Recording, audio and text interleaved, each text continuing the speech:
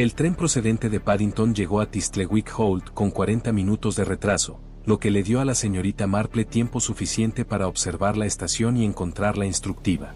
Era el tipo de parada que antaño se creía superior, una pequeña sala de espera con una chimenea que no se había encendido esa temporada, un reloj de andén que marcaba la hora correcta con la precisión ligeramente agresiva de un reloj que no tiene nada más que ofrecer. Y el único mozo de equipaje que trasladó su maleta del vagón al andén lo hizo con la economía de un hombre que ha aprendido que la mayoría de lo que llega allí se va de nuevo en una semana. Gwen Ashcroft esperaba en la puerta con un abrigo de lana marrón y una expresión de alivio que intentaba adaptar a un atuendo más apropiado para un duelo. Jane, dijo, e inmediatamente después añadió, me alegra mucho que hayas venido. No estaba segura de que lo harías. Escribiste como si algo estuviera mal, dijo la señorita Marple, tomándola del brazo. Y no suele ser una mujer que escriba así. Gwen había sido amiga de la infancia de su sobrina, luego su vecina y, después de que ésta se mudara, una corresponsal que mantuvo con una asiduidad que sugería que valoraba la relación por sí misma, más que como una obligación social.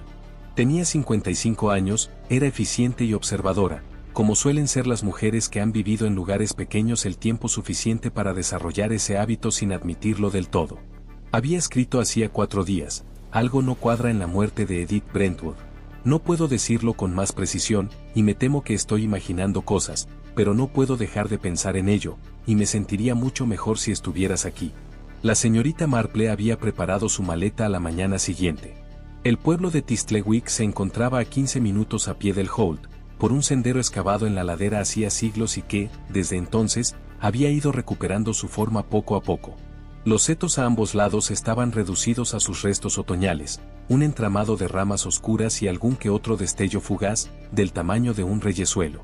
El cielo, bajo y solemne, tenía el color del peltre viejo.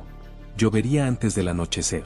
La señorita Marple lo observó con la serenidad de una mujer que siempre ha hecho la maleta con sensatez. Cuéntame sobre la señora Brentwood, dijo ella mientras caminaban. Gwen se lo contó.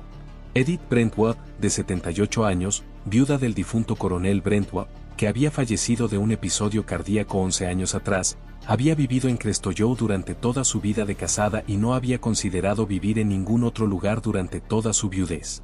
Había sido, dijo Gwen con cuidado, una presencia. No son populares en el sentido de quienes se lo ponen fácil, son populares en el sentido de quienes tienen una aprobación racionada y, por lo tanto, valorada. Había estado enferma durante 3 años, dijo Gwen. No estaba gravemente enferma, nada que alguien pudiera señalar y decir eso es lo que la está matando. Un deterioro general. El doctor Price lo atribuyó a una debilidad cardíaca combinada con la edad y una tendencia a no recuperarse de las enfermedades. Tenía 2 hijos, Laurence, que vive en Crestowlow y siempre ha administrado la finca, y Neville, que vive en Bristol y la visita ocasionalmente. Y tenía a la señorita Jabons, Clara, que fue su compañera durante 20 años y que, creo, la amó con más sinceridad que cualquiera de sus hijos. Murió hace 5 días. Durante la noche, mientras dormía, Clara la encontró por la mañana. Gwen hizo una pausa. El doctor Price firmó el certificado sin solicitar una autopsia. No había motivo para no hacerlo. Había estado enferma. Era el tipo de muerte que se esperaba. Y sin embargo, dijo la señorita Marple. Y sin embargo. Gwen se ajustó el abrigo. Esa noche vi a alguien salir de Crestowlow. Tarde, casi a medianoche. Me dolía la cabeza y miré por la ventana de mi habitación, que da al callejón, y vi una figura con un abrigo oscuro que entraba por la puerta lateral y se alejaba hacia el pueblo. Suppose que era Lawrence. Él y Dorotea, su esposa, viven en el ala este, tienen su propia entrada lateral. Pensé que tal vez lo habían llamado. Pero, por lo que sé, no lo llamaron, y cuando se lo comenté a la mañana siguiente, Laurence dijo que se había acostado antes de las 11 y que había dormido profundamente. La señorita Marple lo pensó. ¿Le creíste? Gwen guardó silencio un momento. Creí que él creía que yo le creería, dijo finalmente. Lo cual no es lo mismo. Pero puede que me haya equivocado al pensar que era Laurence. Estaba oscuro y solo los vi un instante. Habían llegado al final del camino, donde el seto daba paso a un muro bajo de piedra y comenzaba el pueblo propiamente dicho. un conjunto de tejados alrededor de la torre cuadrada de San Bartolomé, una hilera de casas adosadas al otro lado y, apartada en un terreno ligeramente más elevado al final del pueblo, la fachada de piedra gris de Crestolló. Era una casa que antaño había sido segura de sí misma y ahora la aparentaba, lo cual es otra cosa. Las proporciones eran elegantes, de estilo georgiano, con 4 ventanas en cada planta y una puerta con un bonito ventanal semicircular, pero la piedra llevaba tiempo sin limpiarse, y los olmos a ambos lados del camino de entrada habían crecido tanto que daban sombra a las ventanas superiores incluso en octubre. Había cuervos en esos olmos. Mientras la señorita Marple contemplaba la casa, contó 9, negros e inmóviles entre las ramas desnudas. Los cuervos han estado ahí desde la mañana del fallecimiento, dijo Gwen, siguiendo su mirada. Probablemente sea una coincidencia. Muy probablemente, asintió la señorita Marple. Entonces se percató de que el olmo más cercano a la puerta lateral, la misma por la que había entrado la figura de Gwen 5 noches atrás, estaba completamente vacío. Un árbol alterado, 8 intactos. No era el viento, entonces. Algo más constante que el viento.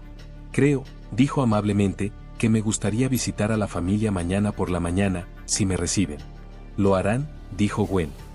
El pueblo nos llama. Sería raro que no lo hiciéramos. La señorita Marple observó el olmo vacío un instante más. Alguien había estado entrando y saliendo por esa puerta con tanta regularidad que los pájaros ya se habían acostumbrado. Bien, dijo. Creo que las llamadas de pésame suelen ser las más informativas. Se apartó de la puerta y dejó que Gwen la guiara hacia la cabaña, mientras que, sobre Crestolló, los 9 cuervos restantes permanecían sentados en sus 8 árboles sin moverse en absoluto. Crestolló recibía a sus visitas en el salón, situado en la planta baja, a la izquierda del vestíbulo, y que, en algún momento del pasado, había sido decorado para evocar una prosperidad que el resto de la casa ya no reflejaba del todo. Las cortinas eran elegantes, de un grueso damasco verde oscuro que se había desteñido hasta adquirir un tono más interesante que el original, pero el sofá bajo la ventana había sido ligeramente girado para disimular un desperfecto en el brazo, y la chimenea, aunque encendida, parecía haber sido alimentada con la austeridad propia de quienes cuidan sus gastos. La señorita Marple observaba estos detalles con la misma atención que prestaba a todos los detalles de la casa, la misma atención que un médico presta al color de la piel de un paciente, sin dramatismos, sin conclusiones definitivas, pero siempre con un significado. Laurence Brentwood los recibió en el pasillo. Tenía 51 años y parecía un hombre que llevaba 51 años en esa edad desde hacía tiempo. No había envejecido más de lo que le correspondía, sino que se había adaptado a ella con la permanencia de quien ya no espera que las cosas cambien.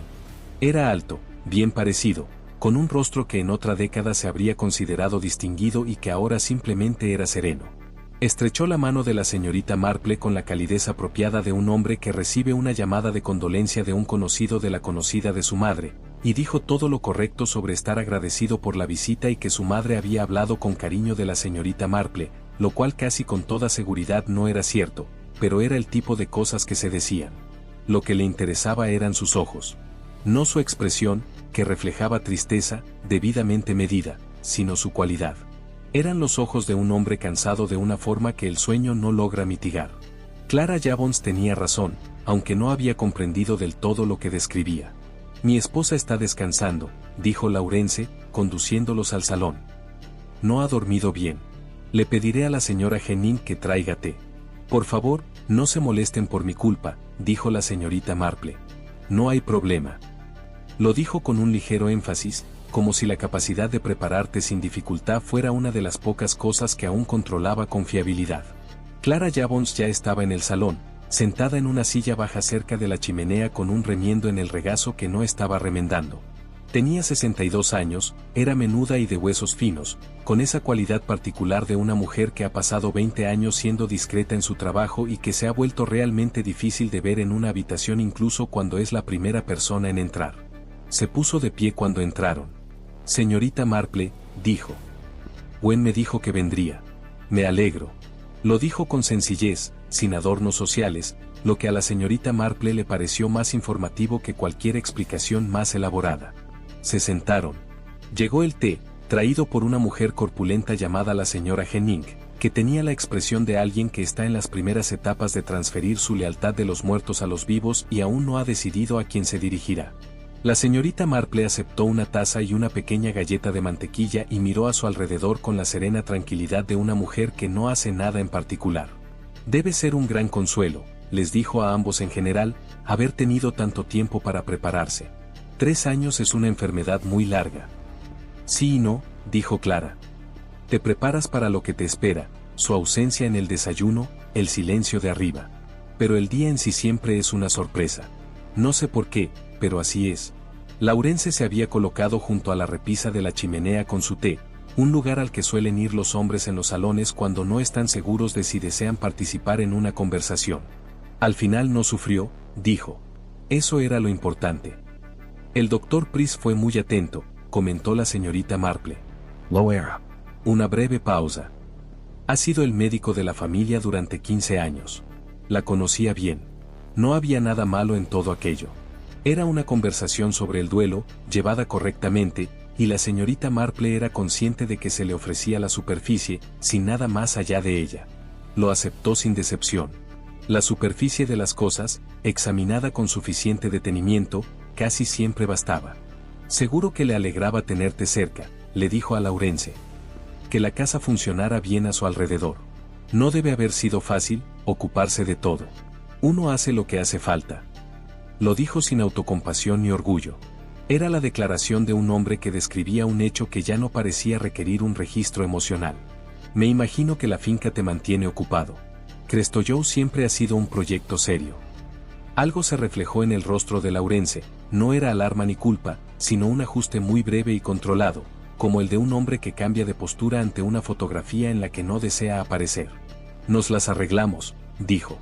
La señorita Marple volvió a mirar a Clara, quien observaba a Laurence con una expresión de preocupación habitual, la mirada de una mujer que lleva tanto tiempo preocupada por alguien que la preocupación se ha convertido en un rasgo característico de su rostro en su presencia. ¿Y tú?, preguntó la señorita Marple con suavidad. ¿Estuviste con ella hasta el final? No al final.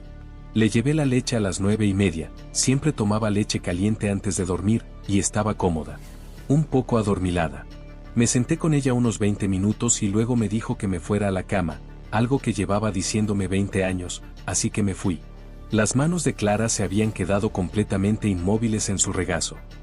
En realidad, Laurence subió la leche. Pasó por el pasillo cuando yo me iba y dijo que la llevaría. Siempre lo hacía. Lo dijo con la calidez de una amabilidad recordada, algo que llevaba tiempo catalogando entre las cosas buenas que Laurence había hecho. Se fue por la mañana. Fue muy tranquilo, dijo Laurence desde la repisa de la chimenea. Exactamente como el doctor Price lo esperaba. La señorita Marple asintió con la suave aceptación de una mujer cuyo mundo estaba lleno de muertes apacibles y que consideraba cada una como algo distinto y especial. Dejó la taza de té y preguntó, con la cautelosa irrelevancia de una mujer cuya conversación tendía a divagar, si Crestoyoe aún tenía caballos. Había visto el establo desde el camino y parecía estar en buen estado. 2, dijo Laurence. Parecía, si acaso, un poco aliviado por el cambio de tema. Una yegua y un castrado. Hemos reducido el número de caballos de 6 hace años, pero siempre he tenido 2. Prefiero que haya algún animal viviendo en la propiedad. Deben hacerme compañía, dijo la señorita Marple amablemente. Sobre todo en invierno. Este año se han adaptado especialmente bien, dijo Laurence. No han tenido ningún problema. ¡Qué afortunado!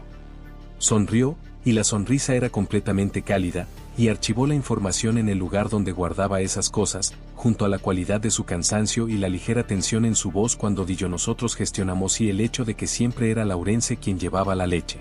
Al marcharse, la señorita Marple se detuvo en el vestíbulo, bajo una hilera de fotografías familiares enmarcadas. Estaban ordenadas cronológicamente, la más antigua, cerca de la puerta, el coronel de uniforme, una joven Edith con la mirada atenta de una mujer decidida a imponerse, y la más reciente, al fondo. En la última, Edith aparecía en esa misma habitación, sentada en la silla que Clara había ocupado ese día. La silla estaba ligeramente girada, de modo que el rostro de Edith quedaba de espaldas a la ventana. La señorita Marple la enderezó con mucha delicadeza y la giró para que quedara de cara a la habitación. Nadie las observaba. Salió al frío aire de octubre, tomó del brazo a Gwen y caminaron de regreso por el sendero hacia el pueblo. Durante un rato, ella no habló, lo que Gwen supo interpretar como algo más que silencio. La cabaña de Gwen tenía una pequeña habitación de invitados que olía a lavanda y a decisiones sensatas, y la señorita Marple dormía allí con la serenidad de una mujer con la conciencia tranquila y cuya mente, tras terminar su rutina nocturna, se contentaba con descansar. Se levantó a las 6:30. A las 7 ya había preparado el té, examinado el jardín desde la ventana de la cocina con la mirada atenta de una jardinera experimentada, y comprobado que el olmo más cercano a la puerta lateral de Crestoyoe permanecía intacto. Quienquiera que lo hubiera estado usando con tanta frecuencia había dejado de hacerlo. Lo cual, en sí mismo, era una revelación. Gwen bajó a las 7:30 y encontró el té ya preparado y a la señorita Marple sentada a la mesa de la cocina con una pequeña libreta, que cerró sin prisa. Dormist? Preguntó Gwen. Muy bien. Su habitación de invitados es excelente. El colchón ha sido volteado recientemente. El mes pasado, mi hermana me visitó. Gwen se sentó y aceptó una taza. ¿Vas a decirme qué estás pensando? Todavía no, dijo la señorita Marple amablemente. Estoy pensando en varias cosas a la vez y aún no se han ordenado. Creo que es mejor no hablar demasiado pronto. Uno termina aferrándose a ideas que los hechos aún no justifican. Gwen, que conocía a la señorita Marple desde hacía 23 años, aceptó esto sin protestar y fue a preparar unas tostadas. La ocasión para regresar a Crestoyoe esa mañana se presentó sin que la señorita Marple hiciera ningún esfuerzo, lo que ella interpretó como una pequeña confirmación de que el mundo, a veces, colaboraba. Gwen había prometido devolver un libro, un Troyope, que Edith había tomado prestado hacía 3 meses y que nunca había leído, y que había estado en la estantería de Gwen acumulando la leve culpa de todas las cosas prestadas y no devueltas, y esto proporcionó un pretexto que no requería mayor explicación. Encontraron la puerta principal abierta por la señora Henning, quien les informó que el señor Laurence estaba en los jardines y la señora Brentwood estaba descansando, pero que el señor Neville estaba en la biblioteca y sin duda agradecería su compañía. La biblioteca de Crestoyoe se encontraba en la parte trasera de la casa, con vistas a lo que antaño había sido un jardín formal y que ahora era un jardín con pretensiones formales y personal insuficiente. Era una buena habitación, de techos altos, bien proporcionada, con ese olor característico a libros que llevaban tiempo sin moverse, y estaba ocupada por Neville Brentwood, como quien busca algo que no quiere que parezca que busca. Tenía 44 años y poseía esa cualidad, que la señorita Marple ya había encontrado en hijos menores, de hombre cuyos resentimientos se habían mantenido a lo largo de los años hasta alcanzar la densidad y permanencia de un mueble.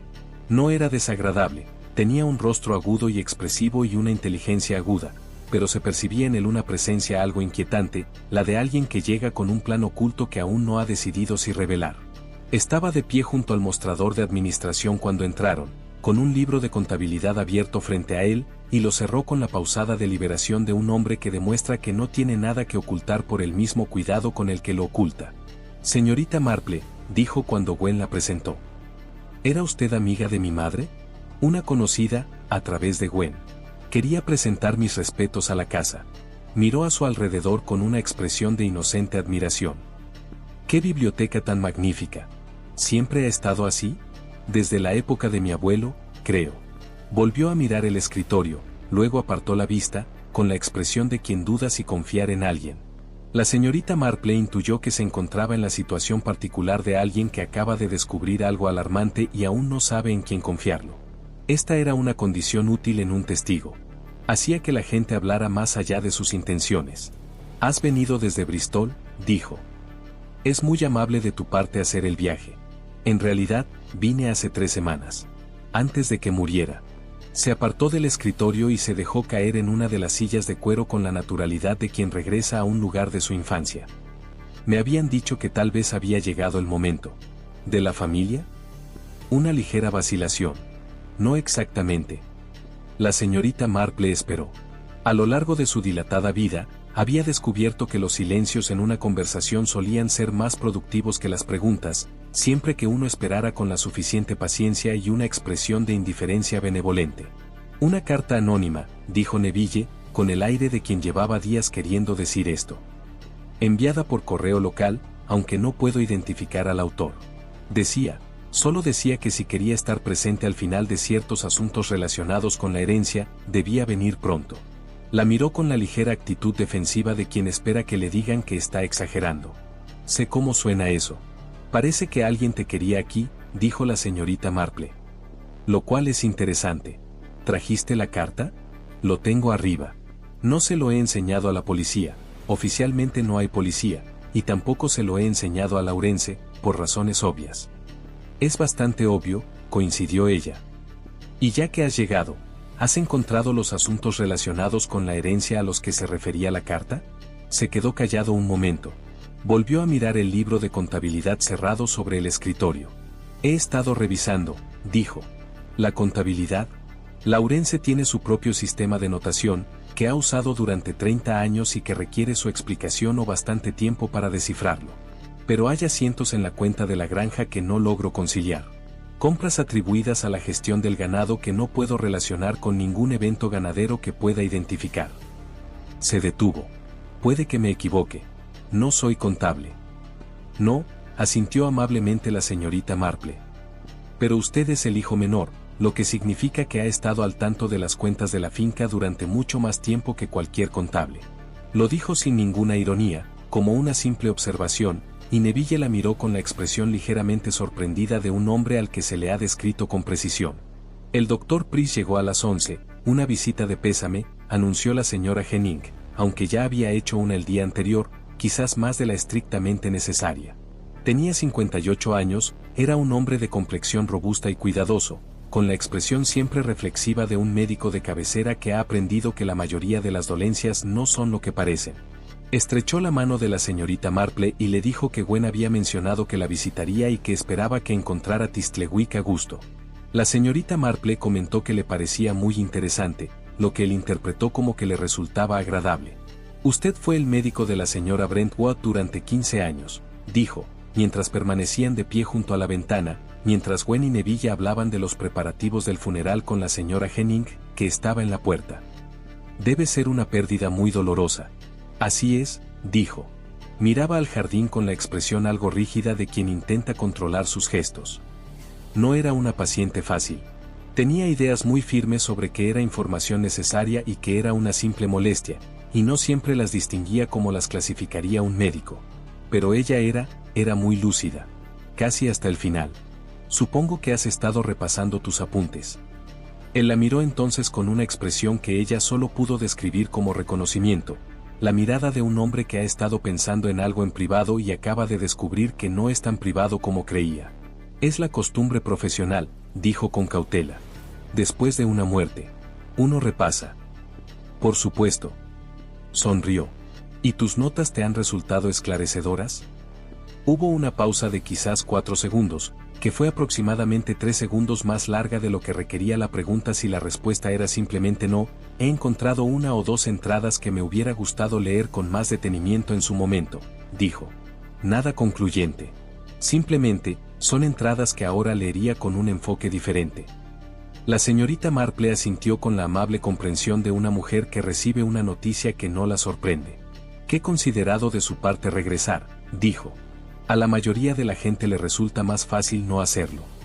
De camino a casa, al pasar por el final del camino de entrada de Crestoyoe, la señorita Marple se detuvo junto al muro y miró la casa con la expresión de una mujer que simplemente recupera el aliento. Esos caballos, le dijo a Gwen. ¿Crestoyoe siempre ha tenido caballos? Desde antes de que me mudara aquí, aunque se han reducido con los años. Antes había 6, al parecer, ahora solo hay 2. ¿Y dónde los guardan? ¿En el establo que veo desde aquí? Sí, al este de la casa, detrás del huerto. La señorita Marple observó el establo por un instante con lo que parecía ser la mirada de admiración de una mujer aficionada a los caballos. Luego miró la puerta lateral, el olmo vacío que la coronaba, y después el sendero que conectaba la puerta con el establo, un camino recto y transitado. ¿Cuánto tiempo lleva estando bien establecido? Dijo, aparentemente para sí misma. ¿Lo lamento? Nada. Tomó del brazo a Gwen. Estaba pensando en algo que dijo el señor Laurence. Me gustaría volver a hablar con el doctor Price, no hoy, pero pronto. Y creo que mañana pasaré a visitar a la señora Tulse en la oficina de correos. Agnes Tulse te contará todo lo que sabe y también algunas cosas que desconoce. Eso, dijo la señorita Marple, es precisamente con lo que cuento. La oficina de correos de Tistlewick ocupaba la planta baja de una casita con doble fachada en el lado norte de la plaza, y durante 31 años la regentó Agnes Dulce con la meticulosidad de una mujer que comprendía que la información, bien gestionada, era una forma de servicio público. El mostrador de correos estaba al fondo, detrás de un estante de tarjetas de cumpleaños y un expositor giratorio de folletos de interés local que no se había repuesto desde aproximadamente 1947. La parte delantera servía como tienda de artículos generales, productos enlatados, material de escritura, una pequeña selección de dulces de temporada, y era allí donde Agnes llevaba a cabo la mayor parte de su verdadera labor, recopilar y difundir cuidadosamente el conocimiento del pueblo. Tenía 70 años, el pelo blanco cortado de forma muy práctica y unos ojos de un gris pálido particular que tenían la calidad de un buen cristal, aparentemente transparentes, pero que captaban todo lo que pasaba a través de ellos. La señorita Marple llegó a las 10:30, hora que, según sus cálculos, era lo suficientemente tarde para evitar la hora punta del correo matutino y lo suficientemente temprano para hacer sus recados antes del almuerzo. Seleccionó 3 sellos de primera clase, una caja de notas con una ramita de acebo en el anverso, un poco pronto para octubre, pero la selección era limitada, y se colocó en el mostrador con el aire de una mujer con tiempo de sobra. «Serás la señorita Marple», dijo Agnes, colocando los sellos con la autoridad de quien sabe que pegamento es fiable. La visitante de Gwen Ashcroft. Nos enteramos de tu llegada. Llegué ayer.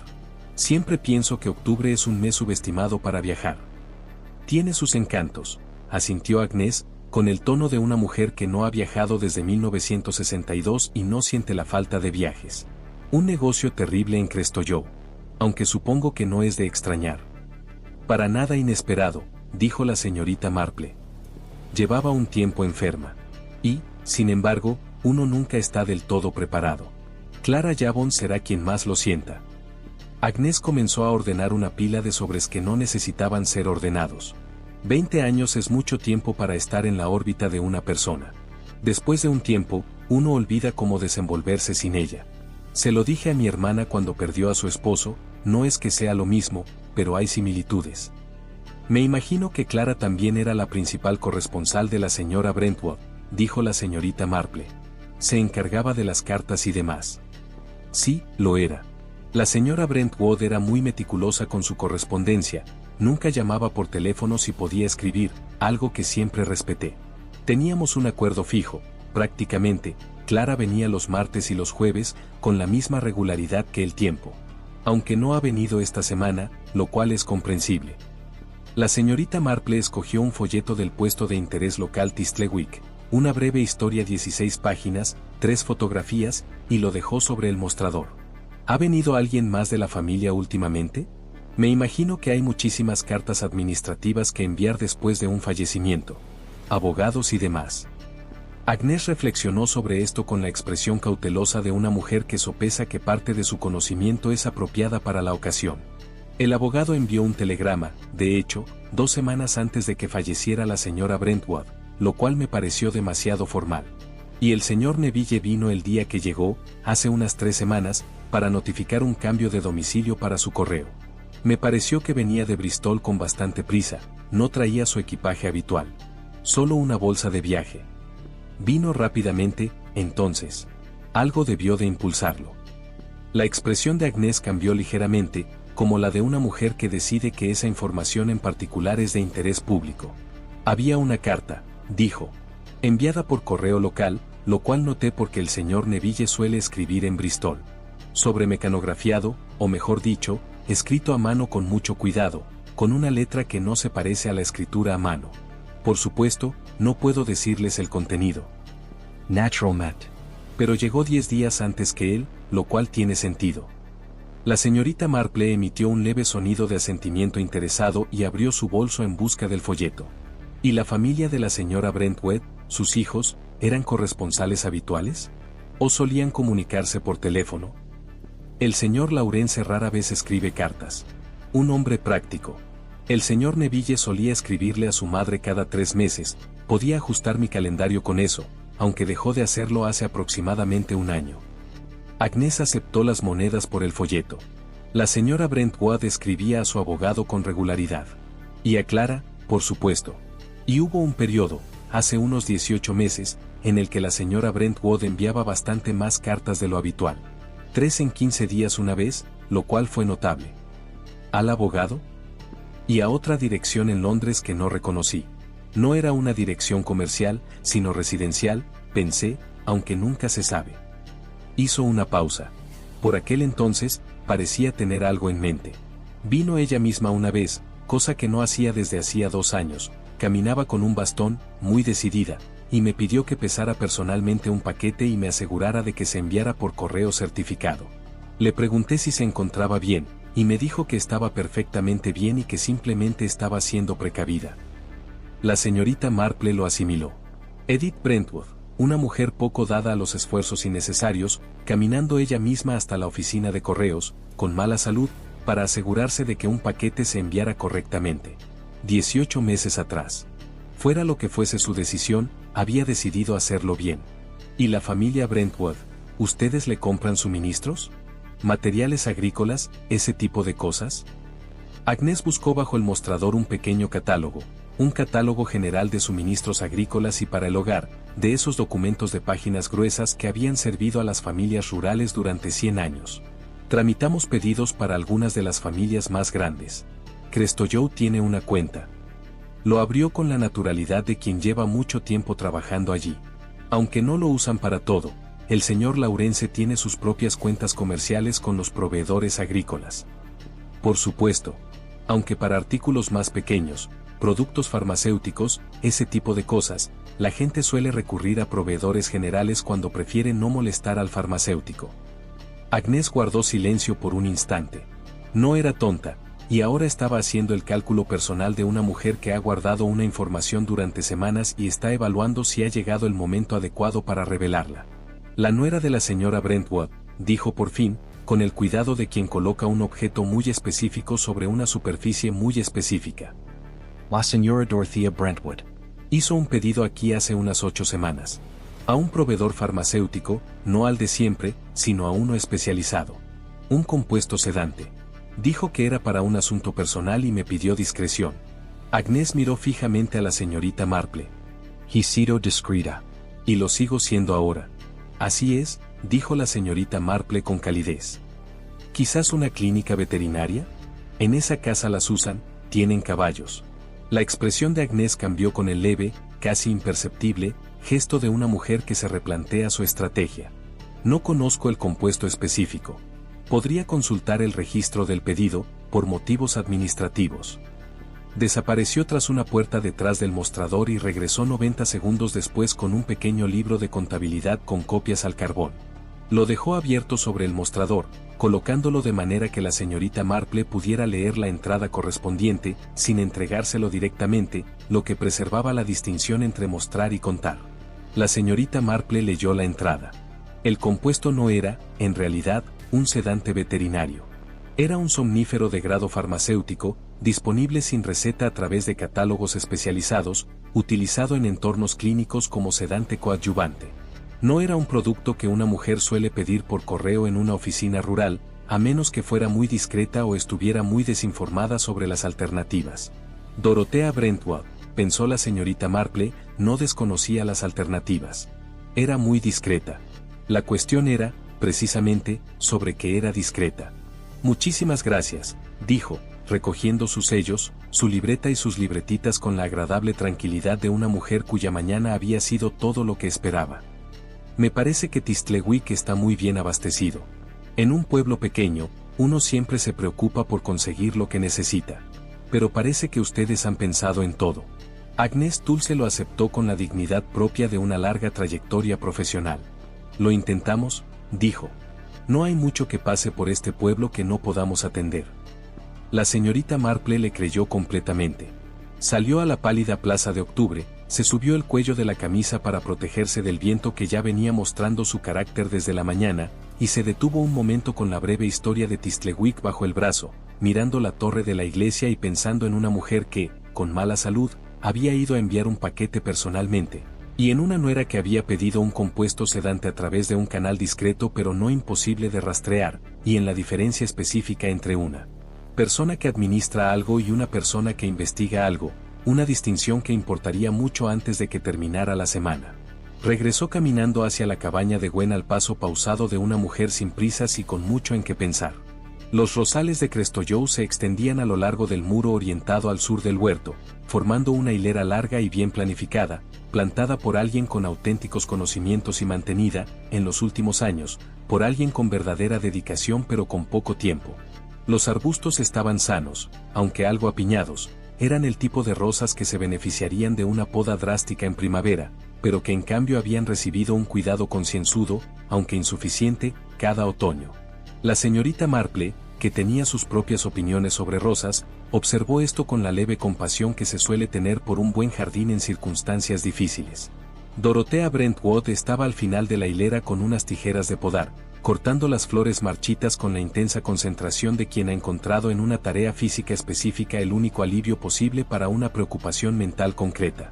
Llevaba un abrigo largo y oscuro, de lana color carbón, bien cortado, del tipo que hace 8 años era caro y ahora simplemente era bueno, y se movía por la hilera con la precisión económica de quien ha realizado esa tarea muchas veces y no necesita pensar en ello.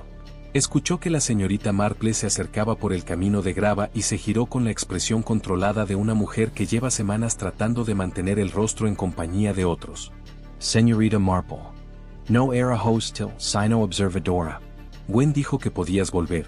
Me temo que Laurence está en los jardines y no regresará hasta la hora del almuerzo. En realidad, he venido a verla, dijo la señorita Marple con la sencillez de una mujer que prefiere la franqueza. Si puede dedicarme unos minutos. No le impediré disfrutar de sus rosas, veo que están en buenas manos. Dorothea miró las tijeras de podar y luego las apoyó en la pared con la expresión de quien suelta algo que ha estado sujetando con fuerza. Hay que podarlas, dijo. Si dejas las flores marchitas después de octubre, se convierten en malas hierbas para la primavera. Hizo una pausa. Laurence no le ve el sentido. Dice que hay que dejar que el jardín se gestione solo.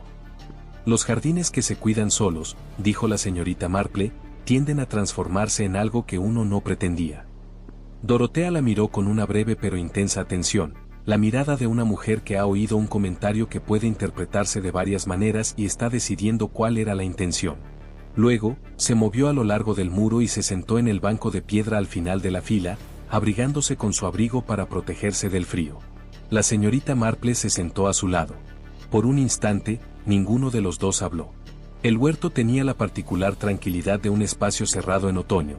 El sonido del viento se reducía a un leve susurro por encima del muro, se oían los grajos lejanos provenientes de algún lugar más allá del establo, olía a tierra fría y la tenue dulzura de las últimas rosas, de un intenso color albaricoque, que no deberían estar tan bonitas a estas alturas de octubre.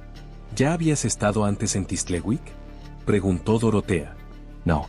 Gwen lleva años intentando traerme aquí. Lamento que haya tenido que ocurrir una muerte para conseguirlo. Miss Marple se alisó los guantes. Debes de estar muy cansada. Dorothea miró al rosal. No duermo particularmente bien. No. Me imagino que no. Una pausa. Es una carga enorme, ¿verdad?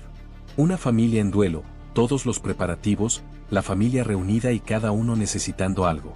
Generalmente, recae sobre las mujeres. Siempre ha sido así. Y antes de la muerte también. 3 años de enfermedad en la casa. Eso desgasta a la gente de maneras que no siempre notan hasta después. Dorothea permanecía en silencio. Tenía la quietud de una mujer que ejerce un autocontrol deliberado, y bajo esa quietud, la vibración particular de una mujer a punto de decir algo que ha guardado durante mucho tiempo. La señorita Marple, que reconoció este estado con precisión, no dijo nada y contempló las rosas color albaricoque con una expresión de serena admiración. No era fácil cuidarla, dijo Dorothea por fin. Quiero ser justa. Su salud no era fácil, ni lo había sido antes de su enfermedad, y yo llevaba 22 años ocupándome de esta casa y de sus necesidades, y estoy cansada, como te refieres. Se detuvo. Pero no lo digo como una queja. Lo digo porque quiero que entiendas que cuando digo que me fijaba en ciertas cosas, no era porque las estuviera buscando. No lo hacía. Simplemente estaba demasiado cansada para no darme cuenta. La señorita Marple se giró entonces para mirarla con la atención plena y silenciosa que reservaba para los momentos que la requerían. ¿Qué notaste? Dorothea tenía las manos entrelazadas en el regazo con una firmeza que no era compostura, sino su sustituto. Que su salud empeoraba más rápido de lo que debería. De lo que el doctor Price esperaba. Ya he visto enfermedades antes, a mi propia madre y a una tía, y tienen un ritmo, una especie de cadencia, y el ritmo de Edith cambió hace unos 3 años. Había estado empeorando lentamente y luego empezó a empeorar de forma más constante, y esa constancia tenía una cualidad que no puedo explicar con precisión, salvo decir que se sentía asistida. La palabra cayó en el silencio del jardín con el peso de algo que había sido transportado a una larga distancia. Sé cómo suena eso, dijo Dorotea. Parece la observación de una mujer que ha estado prestando mucha atención durante mucho tiempo, dijo la señorita Marple. ¿Qué hiciste cuando te diste cuenta? Al principio, nada. Me decía a mí misma que estaba equivocada, que estaba cansada e infeliz y que estaba interpretando mal las cosas. Que era el duelo adelantándose. Bajó la mirada hacia sus manos. Y entonces, hace 6 semanas, me topé con una anotación en las cuentas de la granja que no lograba ubicar. Una compra atribuida al ganado, un compuesto que no reconocía. Lo busqué. Hizo una pausa. Era un sedante. Usado en la práctica veterinaria. Revisé la fecha de compra y consulté los registros de Edith. Tengo acceso a su correspondencia médica, me la dio hace años, y la fecha coincidía con un periodo en el que el doctor Price había notado que su estado era inusualmente bajo. La señorita Marple esperó. Necesitaba entender qué era, continuó Dorotea. El compuesto. ¿Cómo sería un equivalente de grado farmacéutico, cómo se presentaría, si se podría detectar en combinación con su medicación actual? Pedí un compuesto de referencia a través de Agnès Dulce porque no quería ir a nuestra farmacia habitual ni usar las cuentas comerciales. Intentaba ser precavida. Una pausa. Ya veo que desde fuera no parece que haya sido precavida. Parece, dijo la señorita Marple con suavidad, exactamente lo que usted ha descrito. Una mujer que lleva a cabo una investigación privada en su propia casa. Reflexionó un momento. ¿Por qué no ha acudido a la policía? El silencio que siguió fue lo suficientemente largo y de tal forma que constituyó una especie de respuesta. Dorotea miró hacia el muro del huerto, hacia los perales desnudos en espaldera junto al ladrillo, hacia las últimas rosas color albaricoque. Porque podría estar equivocada, dijo finalmente. Porque es mi marido y llevo 24 años casada con él, y sé cómo se ve cuando una esposa acusa a su marido de algo así, cómo se recibirá, qué significará si me equivoco. ¿Y por qué? Se detuvo. Porque no estás del todo segura, dijo la señorita Marple en voz baja, de que saber que tienes razón sería mejor que no saberlo. Dorotea se giró para mirarla con una expresión que no era exactamente de sorpresa, sino de la crudeza particular de una persona a la que se le ha revelado una verdad interior en voz alta por primera vez. Sí, dijo ella. Eso. Desde algún lugar detrás de ellas, se oyeron pasos en el camino de grava, y ambas mujeres alzaron la vista para ver a Gwen Ascroft aparecer en la puerta del huerto, algo sin aliento por la caminata. Pensé que estarían aquí afuera, dijo Gwen, y luego se detuvo, percibiendo la calidad del silencio. Miró a Dorotea, luego a la señorita Marple y después de nuevo a Dorotea. Perdóname, dijo con incertidumbre. ¿Puedo volver? Para nada, dijo la señorita Marple, poniéndose de pie. Estábamos admirando las rosas. Hizo una pausa, mirando a Dorotea, que había vuelto a coger las tijeras de podar con la firmeza de quien se recompone. Están preciosas para esta época del año. Uno no espera que sigan estando tan bonitas.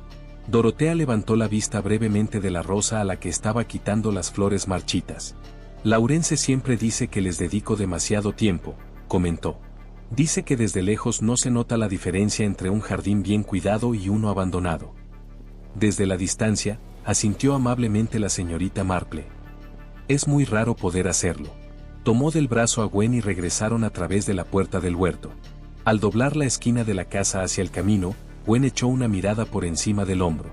Qué raro, dijo. Casi llamo a Laurence cuando doblé la esquina del camino.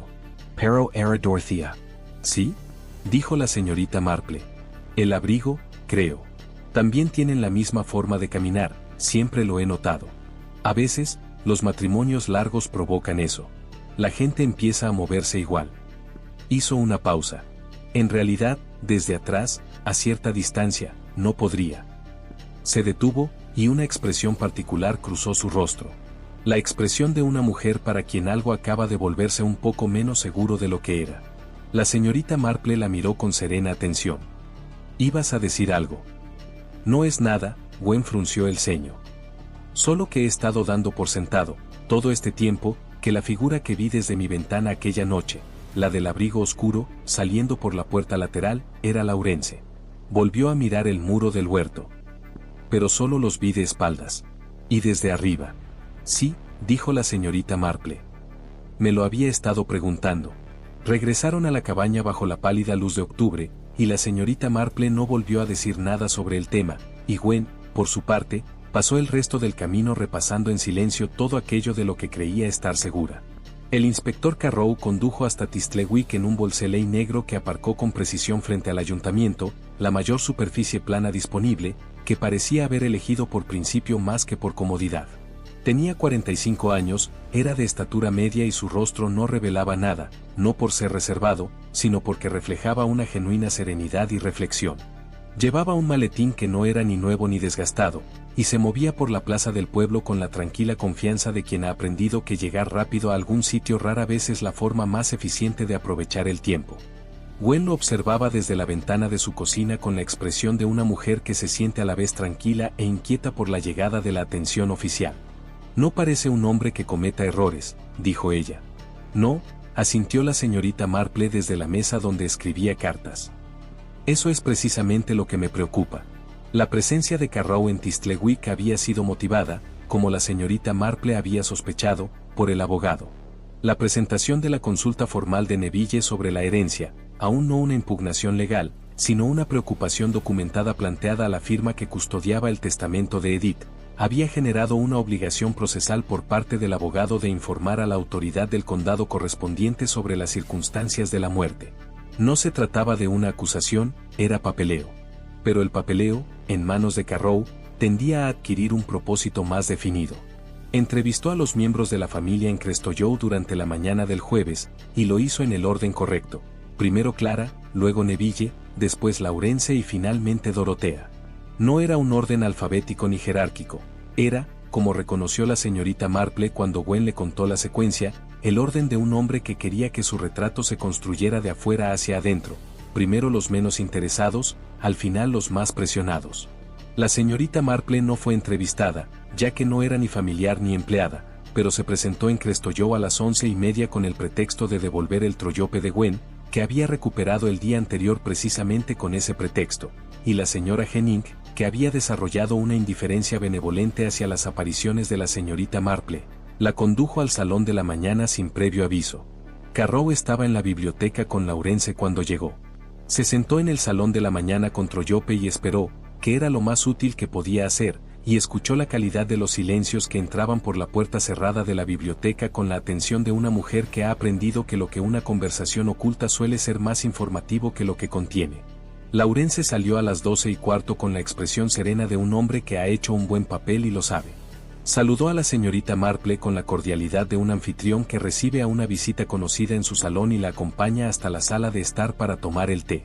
Le comentó que el inspector Carrow había sido muy minucioso y que todo el asunto era, naturalmente, angustioso, pero que comprendía la necesidad de actuar con la debida diligencia. La señorita Marple coincidió en que la debida diligencia siempre era prudente, y permanecieron sentados durante 20 minutos en una conversación atenta, propia de dos personas que ocultan algo a la otra, conscientes de ello y sin intención de reconocerlo. Carrow llegó a las 12:40. Observó a la señorita Marple con la breve y reflexiva atención de un hombre que no esperaba encontrar a una anciana con una blusa floreada leyendo a troyope en el salón de la casa que estaba investigando, y luego miró a Laurence, quien dijo: «Esta es la señorita Marple, es amiga de la familia», con una fluidez que a la señorita Marple le resultó instructiva. «Señorita Marple», dijo Carrow, y se sentó. Tenía la actitud de un hombre que se sienta en lugar de tomar asiento, algo sereno y deliberado en su gesto. ¿Conocía usted a la señora Brentwood? A través de Gwen Ashcroft, que es una vieja amiga. Llegué anteayer para presentar mis respetos. Una coincidencia afortunada, dijo Carrow, con el tono de un hombre que no cree en las coincidencias afortunadas. Prefiero pensar que es una buena amistad, dijo la señorita Marple amablemente. Gwen estaba preocupada, y yo vine. Es lo que hay que hacer. Carrow la miró por un instante con la expresión de un hombre que hace una valoración que no compartirá en voz alta, luego le agradeció a Laurence su tiempo y se marchó con la seguridad de un hombre que no necesita ser acompañado. La señorita Marple dejó a troyope en el suelo. «Es muy bueno», le dijo a Laurence. Sí, dijo Laurence. Miraba hacia la puerta por la que Carrow había salido. Me imagino que sí. Gwen obtuvo la información de la tarde a las 3 horas de la partida de Carrow, gracias a la intermediación de Agnes Dulce, quien había sido entrevistada a la 1 y había llegado a la puerta de Gwen a las 2:45 con una lata de galletas de mantequilla y un relato tan exhaustivo que necesitaba las galletas para sostenerlo. Según contó Agnes, Carrow se había interesado principalmente en 2 cosas. La primera era quién había estado en Crestoyoe la noche de la muerte de Edith, y en concreto, la cuestión de la puerta lateral, que Gwen había mencionado en su breve entrevista esa misma mañana. La segunda era la cuestión de las sustancias farmacéuticas en la casa, motivada, según entendió Agnes, por una revisión rutinaria de los registros de proveedores locales que había revelado el pedido por catálogo de Dorotea. Me preguntó por el pedido 3 veces, dijo Agnes con la satisfacción de quien sabe que llevar un registro de todo ha demostrado su utilidad. De 3 maneras diferentes. Le dije lo mismo las 3 veces, que es la ventaja de simplemente decir la verdad. ¿Qué le dijiste?, preguntó Gwen. Que la señora Dorotea Brentwood hizo un pedido hace 8 semanas de un compuesto sedante a través del catálogo especializado. Que pidió discreción. Que yo había sido discreto hasta que un inspector de policía me lo preguntó directamente, momento en el que la discreción se convirtió en obstrucción. Agnes escogió una galleta de mantequilla. Parecía satisfecho. Aunque no agradablemente satisfecho, sino más bien como un hombre que se encuentra con algo que encaja a la perfección. La señorita Marple, que había estado escuchando desde el sillón junto a la ventana, dejó su té. Esa, dijo, es la mirada que siempre debería preocuparnos más.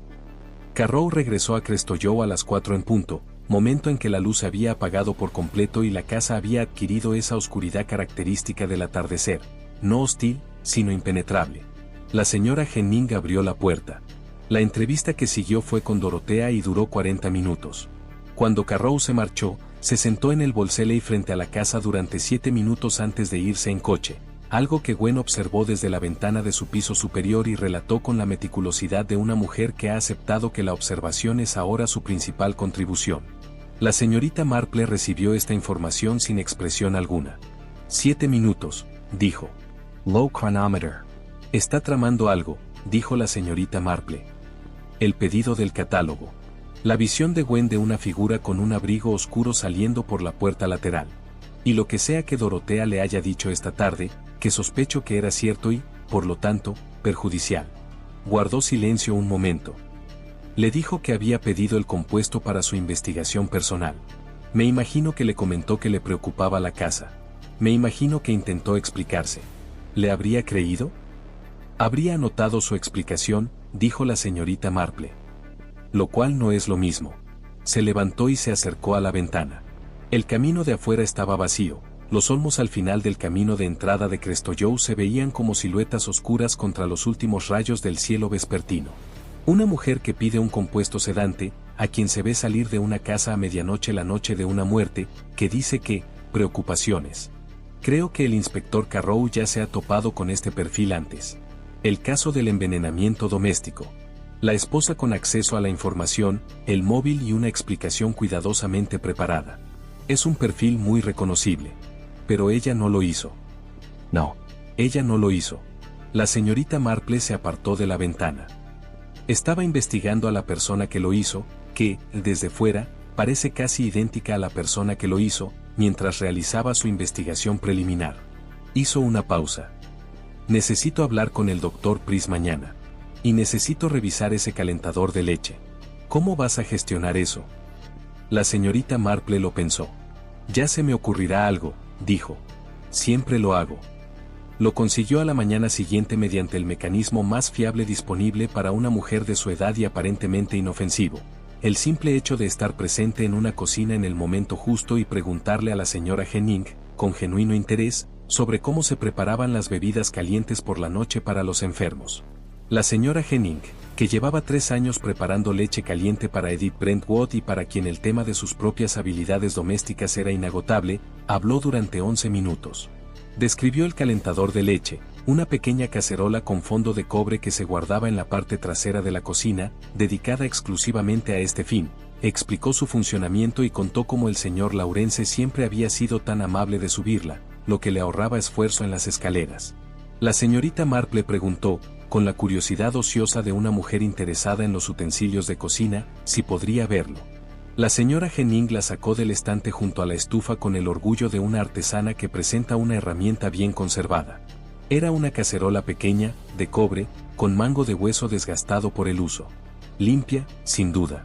De hecho, estaba impecablemente limpia, mucho más recientemente que la última vez que la usó para la leche, hacía 5 días. La señorita Marple lo observó con la expresión de una mujer que admira un utensilio de cocina bien conservado, y notó el brillo particular de la base interior, que era el brillo de algo que había sido limpiado a fondo recientemente. ¡Qué bonito!, dijo. Lo tienes todo impecable. La señora Henning dijo que hizo todo lo posible. Esa noche, en el salón de la casa de campo de Gwen, la señorita Marple permaneció sentada durante un buen rato en el sillón junto a la chimenea y habló muy poco.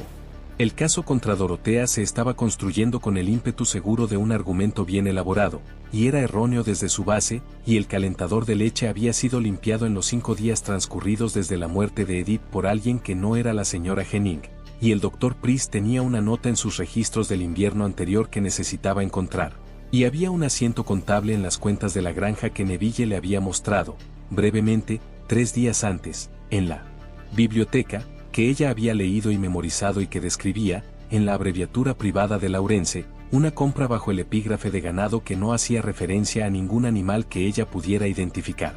Cogió su labor de punto, que había traído consigo pero que aún no había tocado, y comenzó a tejer, y las agujas se movían con el ritmo constante de una mujer que no está pensando en absoluto en lo que está tejiendo.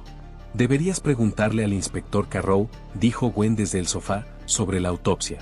Tengo intención de hacerlo, dijo la señorita Marple. Mañana. ¿Crees que me hará caso? La señorita Marple consideró la pregunta con la seriedad que merecía. Es un hombre prudente, dijo finalmente. Los hombres prudentes, según mi experiencia, escuchan un argumento que no pueden refutar de inmediato, siempre que se les presente como información y no como una corrección. A nadie, añadió con la serena certeza de la larga observación, le gusta que lo corrijan. Pero a todos nos gusta ser los primeros en saber algo. Tejió 3 filas más en silencio. Va a tomar medidas contra Dorotea, dijo. Creo que para finales de semana. Nos quedan quizás 2 días.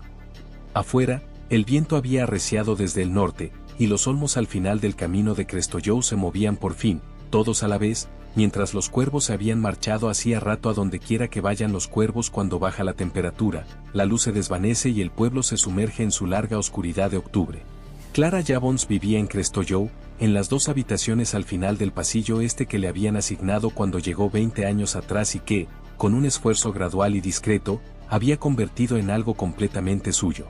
La sala de estar era pequeña, orientada al sur, y contenía muchos libros, una buena lámpara, un escritorio que Edith le había regalado en alguna ocasión olvidada, y los objetos acumulados de una vida vivida en estrecha relación con la de otra persona, no eran recuerdos propiamente dichos, sino el vestigio de una larga convivencia.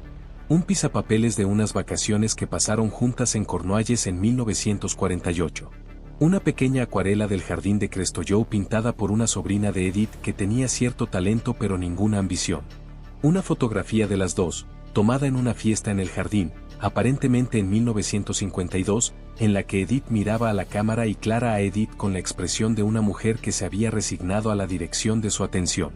La señorita Marple llegó a las 2:30, cuando la casa estaba más tranquila. Laurence había salido, Neville estaba en Bristol por la tarde haciendo un recado para el abogado y Dorotea descansaba con la tranquilidad propia de una mujer agotada. La señora Henning la había recibido con la serenidad de quien acepta a la señorita Marple como una presencia habitual en la casa y la había acompañado a su habitación sin previo aviso. Clara abrió la puerta como una mujer que esperaba una visita en particular y que, desde que llamaron, había estado decidiendo si estaba preparada. «Pasa», dijo. «Y preparado te». «Me ayuda a tener algo que hacer con las manos». La sala de estar era cálida y estaba impecablemente ordenada. Olía a libros y a un jabón de lavanda muy particular que, pensó la señorita Marple, olería durante el resto de su vida aquella semana. Clara sirvió con la firmeza propia de la práctica y se sentó en la silla más cercana a la ventana, mientras que la señorita Marple se sentó enfrente. Por un instante, se miraron con la mutua evaluación de 2 mujeres que, de forma independiente, habían llegado a una comprensión similar de la situación y ahora decidían cuánto de esa comprensión expresar en voz alta. «¿Sabes una cosa?», dijo Clara. No era una pregunta. «Sé varias cosas», dijo la señorita Marple. «Estoy aquí porque creo que usted sabe algo que yo desconozco, y porque creo que ha estado esperando a que alguien le hiciera la pregunta correcta». Clara miró sus manos alrededor de la taza de té. Eran las manos de una mujer de 62 años que había dedicado mucho tiempo a tareas prácticas, escribir cartas, hacer preparativos, gestionar las miles de pequeñas tareas organizativas que conlleva una larga enfermedad. Ahora estaban muy quietas, con la quietud de unas manos que ya no tienen más tareas que hacer. Ella lo sabía, dijo Clara. Quiero decir eso primero, antes que nada. Edith sabía que algo le estaba pasando. No qué, ni quién. No estaba lo suficientemente segura para saberlo, y creo que le daba miedo estarlo. Pero me dijo, más de una vez el año pasado, que su cuerpo estaba haciendo algo que su enfermedad no explicaba. Lo dijo como solía decir las cosas más importantes, de forma indirecta y sin emoción aparente, de modo que uno podía interpretarlo como una simple observación si así lo deseaba. Hizo una pausa. Durante mucho tiempo, opté por interpretarlo así. No me enorgullezco de ello. Tenías miedo, dijo la señorita Marple. Eso no es lo mismo que ser cómplice. Me lo he estado diciendo a mí misma, dijo Clara con voz firme, la de una mujer que ha librado esta batalla interna muchas veces sin haberla resuelto definitivamente. También me contó otras cosas, hacia el final. Modificó su testamento hace 14 meses, no de forma drástica, pero sí significativa. No se lo contó a Laurence. Me lo contó a mí, a su abogado y creo que a una o dos personas más, de una manera que solo se entendería a posteriori. Dejó la taza de té. Estaba protegiendo sus intenciones. No confiaba en que le sobrevivieran. Tenía toda la razón en no hacerlo, dijo la señorita Marple con suavidad. ¿Qué contenía la revisión? Su legado para mí aumentó considerablemente. Y la parte de los activos líquidos de Laurence se redujo, no fue desheredado, nada tan drástico, sino reducido de una manera que afectaría su capacidad para usar la herencia como garantía para una importante operación financiera. Clara lo dijo con precisión, como si recitara algo memorizado. Sabía del acuerdo con el promotor inmobiliario. No lo aprobaba y había decidido que su patrimonio no lo facilitaría. Este era su último ejercicio de autoridad sobre una casa que había administrado durante 50 años, y no iba a renunciar a ella. La señorita Marple guardó silencio un instante. La ventana tras Clara daba al jardín sur, al rosal donde se había sentado con Dorotea 2 días antes, a los perales en espaldera, ahora desnudos contra el ladrillo. La luz de la tarde era tenue y precisa, de esas que muestran las cosas con claridad, sin calidez. Clara, dijo. Quiero preguntarte algo sobre una carta. Clara levantó la vista. Usted ha sido la corresponsal de la señora Brentwood durante 20 años. Le ha enviado cartas con regularidad. Agnès Dulce me habló de sus visitas de los martes y jueves. Pero no ha ido a la oficina de correos desde que murió Edith. La señorita Marple sostuvo su mirada. Creo que hay una carta que aún no ha enviado. El silencio que siguió fue el de una puerta que ha permanecido cerrada durante algunos días y que ahora, con la presión adecuada, se abre. Clara se levantó sin decir palabra y se dirigió al escritorio. Del pequeño cajón de la izquierda, el cajón que se usa para guardar cosas que se tienen a mano pero sobre las que no se actúa, sacó un sobre blanco, sellado, con una dirección escrita con una letra que no era la suya, pero que tenía la meticulosidad de quien escribe con esfuerzo, y lo sostuvo un momento antes de entregárselo a la señorita Marple. Me lo dictó, dijo Clara. La semana pasada.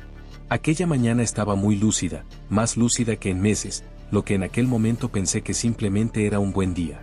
Ahora creo que estaba haciendo un esfuerzo especial. Volvió a sentarse. Dijo que quería que se lo enviara a su abogado. Dijo que debía enviarlo por correo en el plazo de una semana.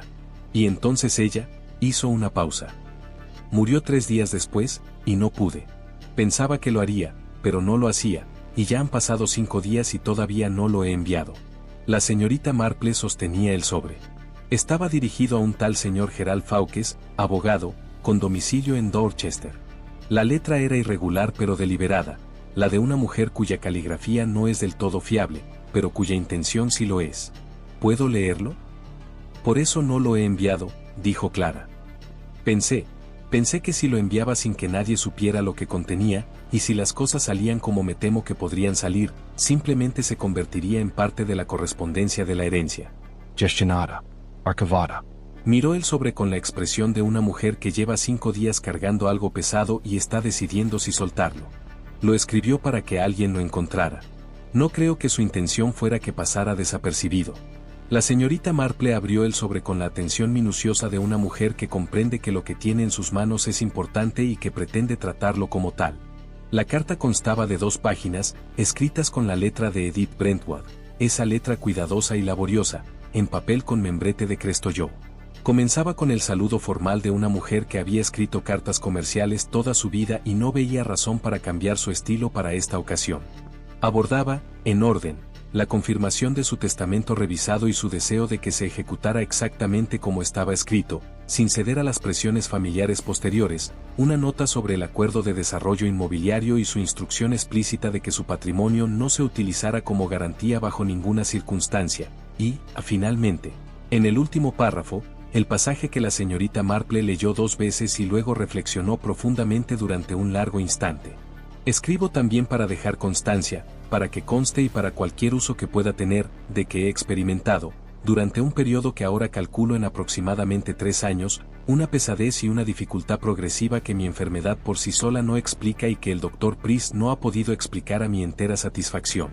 No hago acusaciones, pues no tengo pruebas que ofrecer. Simplemente digo que soy consciente de algo. Lo he sido durante algún tiempo. Opté, por razones que en su momento me parecieron suficientes, por no mencionarlo, porque hacerlo habría requerido una certeza que no poseía y una consecuencia que no estaba dispuesto a precipitar. Lo menciono ahora, tal como es, y lo dejo en sus manos y en las de aquellos que consideren competentes para recibirlo, para que hagan con él lo que consideren oportuno. No creo que simplemente me esté muriendo de vejez. Edith Brentwood.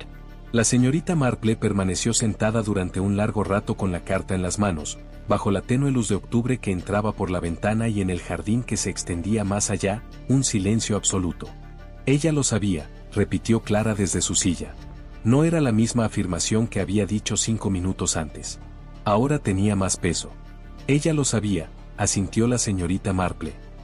E hizo lo que pudo, de la única manera que tenía a su alcance. Volvió a meter la carta en el sobre con el respeto que se le tiene a las últimas palabras de alguien que las eligió bien.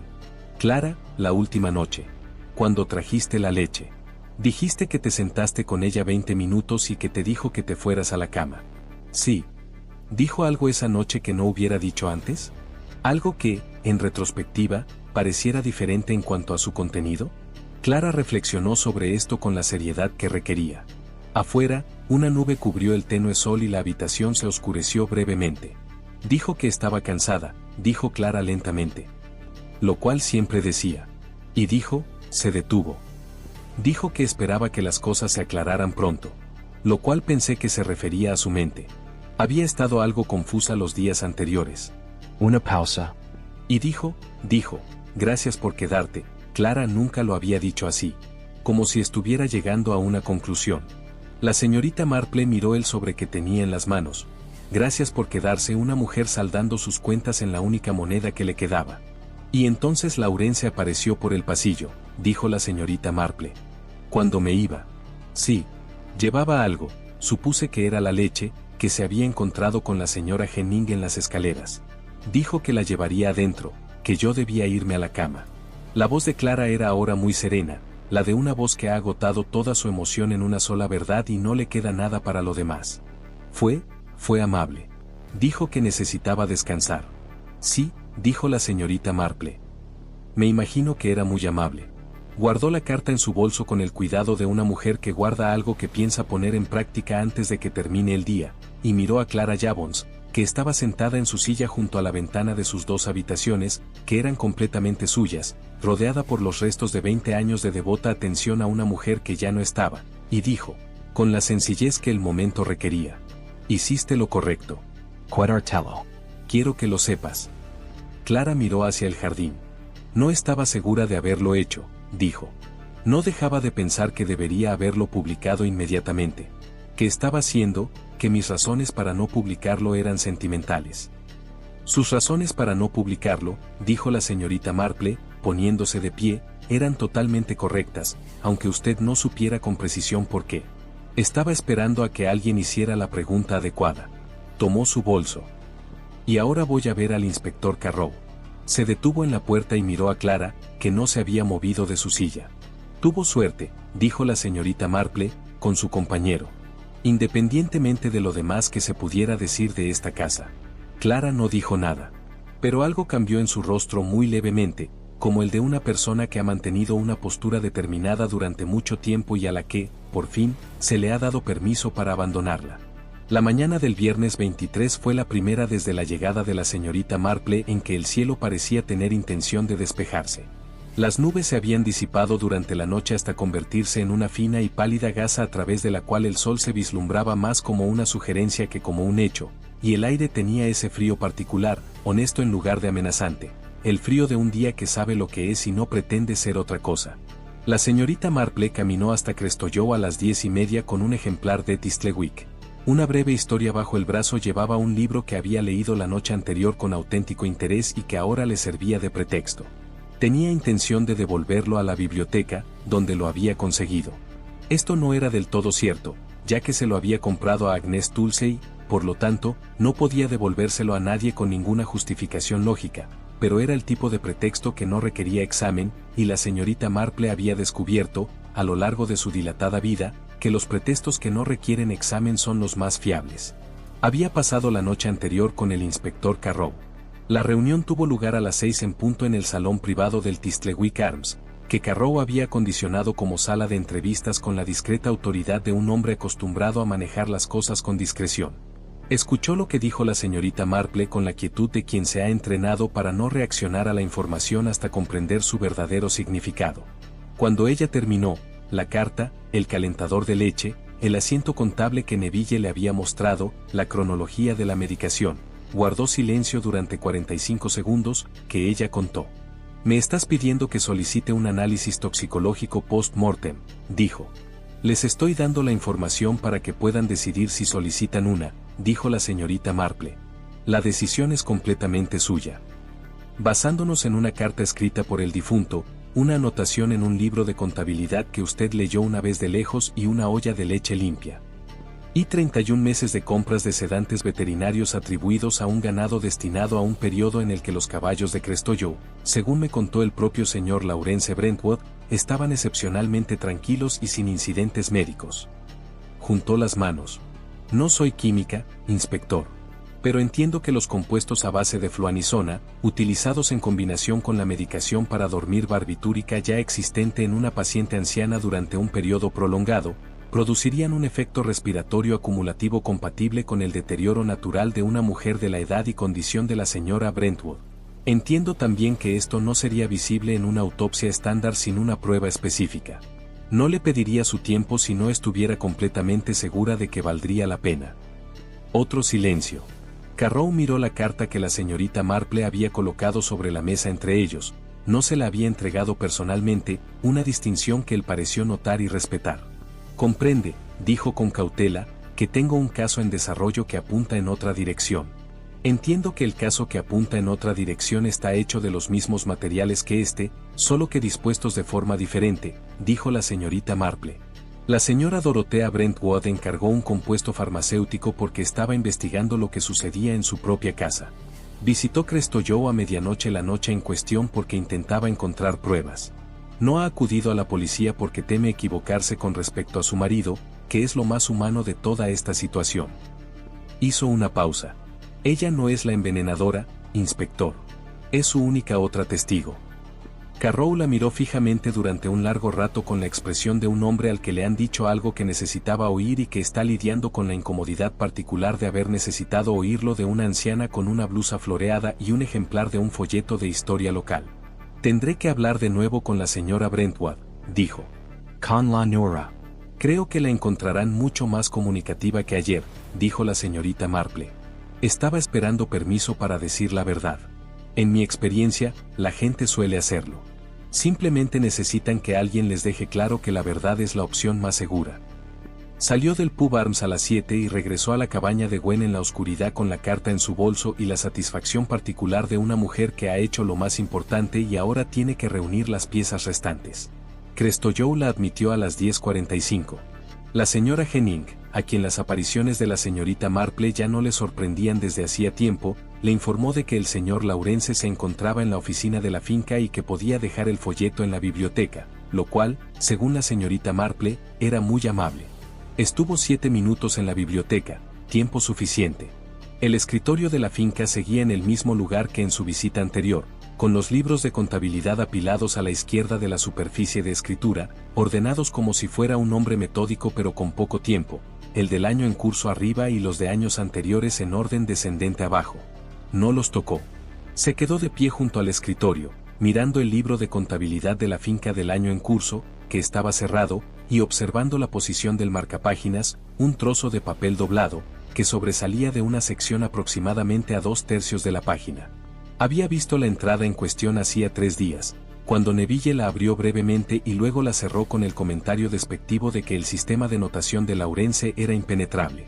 La leyó en los 3 segundos que estuvo visible y la memorizó con la precisión de una mujer que ha aprendido, a lo largo de muchas décadas, que a veces 3 segundos es todo lo que se tiene.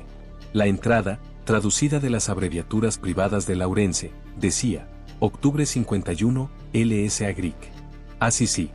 Flan. Camp. X4, sedación de ganado, estacional, fechado en octubre de 1951. Y de nuevo en marzo de 1952. Y otra vez, había visto 3 entradas en esos 3 segundos, en agosto de 1952. El compuesto de fluaniona, adquirido en lotes de 4 unidades, 3 veces en 12 meses, se atribuyó a la sedación estacional del ganado. Los caballos de Crestojoe no habían requerido sedación veterinaria durante ese periodo. Lawrence lo había dicho él mismo, con la naturalidad de quien afirma un hecho que no tiene por qué ocultar. Han estado particularmente bien establecidos este año. Volvió a colocar el folleto en el estante de la biblioteca, un gesto de auténtico orden, y fue en busca de Lawrence. Lo encontró, tal como le había indicado la señora Henning, en la oficina de la finca, una pequeña habitación contigua al pasillo principal que olía a papel viejo y aceite de madera, y a la frialdad característica de una habitación con las ventanas cerradas que solo se calienta cuando está ocupada. Él estaba en el escritorio con una pila de correspondencia que había recogido sin prisa cuando ella llamó a la puerta y entró, y la saludó con la calidez serena que, según había concluido, era su registro habitual. No se realizaba exactamente, pero se mantenía con la misma meticulosidad con la que se mantiene un muro estructural. Señorita Marple.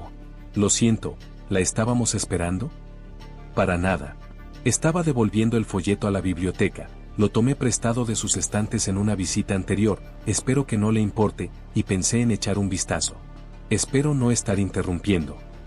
En absoluto. Pase al salón, le pediré café a la señora Henning. No se moleste. No me quedaré mucho tiempo. Se acomodó en la silla frente al escritorio con la naturalidad de una mujer que se siente completamente a gusto en las oficinas de una finca. En realidad, esperaba ver los establos. Mencioné los caballos en mi primera visita, usted dijo que habían estado especialmente tranquilos este año. Siempre pienso que se puede juzgar a una familia por cómo cuida a sus animales. Algo cruzó el rostro de Lawrence, un gesto tan breve y tan sutil que un observador menos atento no lo habría notado. Luego, por supuesto, yo mismo te haré el recorrido. El establo se encontraba a 5 minutos a pie de la casa, al este del huerto, siguiendo el sendero que discurría junto al muro del jardín. Era un buen establo, de estilo georgiano, a juego con la casa, con 4 boxes, 2 de ellos ocupados y 2 convertidos en trasteros. La yegua era alazana, de huesos robustos y dócil, el castrado era gris y más joven, con la mirada ligeramente altiva propia de un caballo inteligente pero con poca actividad física. Ambos estaban en buen estado. Ambos eran, como había dicho Lawrence, sumamente tranquilos. La señorita Marple recorrió los establos con la atenta mirada de quien respeta a los animales y sabe algo de ellos, y formuló las preguntas que haría una mujer que los respeta y sabe algo de ellos, sobre la alimentación, el ejercicio, la rutina invernal. Lawrence las respondió con la naturalidad de quien se siente cómodo en su entorno, y esa naturalidad era genuina, pensó ella. Él sí amaba a los caballos. Eso, al menos, era cierto. ¿Los gestionas tú misma?, preguntó. En general, sí.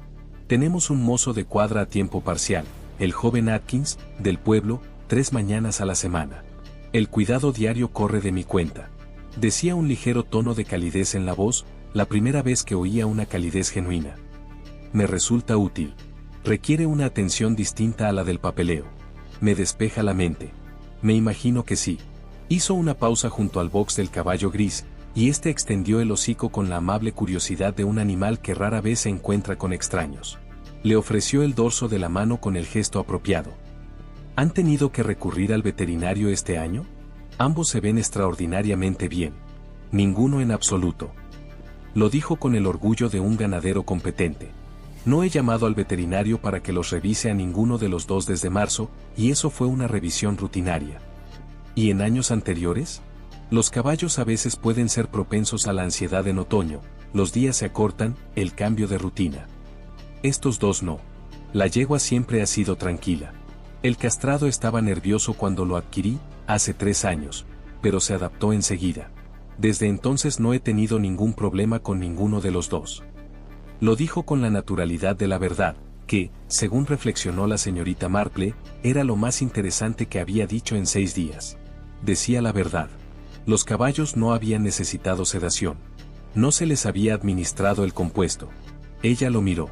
Ella lo miró con la tranquila franqueza de una mujer que, en ese momento, ha terminado de reunirse y ahora simplemente está viendo a Laurence Brentwood, de 51 años, el heredero de una casa que ha estado desmantelando lentamente, el hijo de una mujer a la que administró un sedante veterinario durante 31 meses. El hombre que subió la leche por las escaleras con la amabilidad de un hijo devoto porque era el único momento de acceso que podía tener con seguridad. Él sostuvo su mirada con la firmeza de un hombre que lleva 3 años controlando su expresión y que, aún en ese instante, sigue haciéndolo.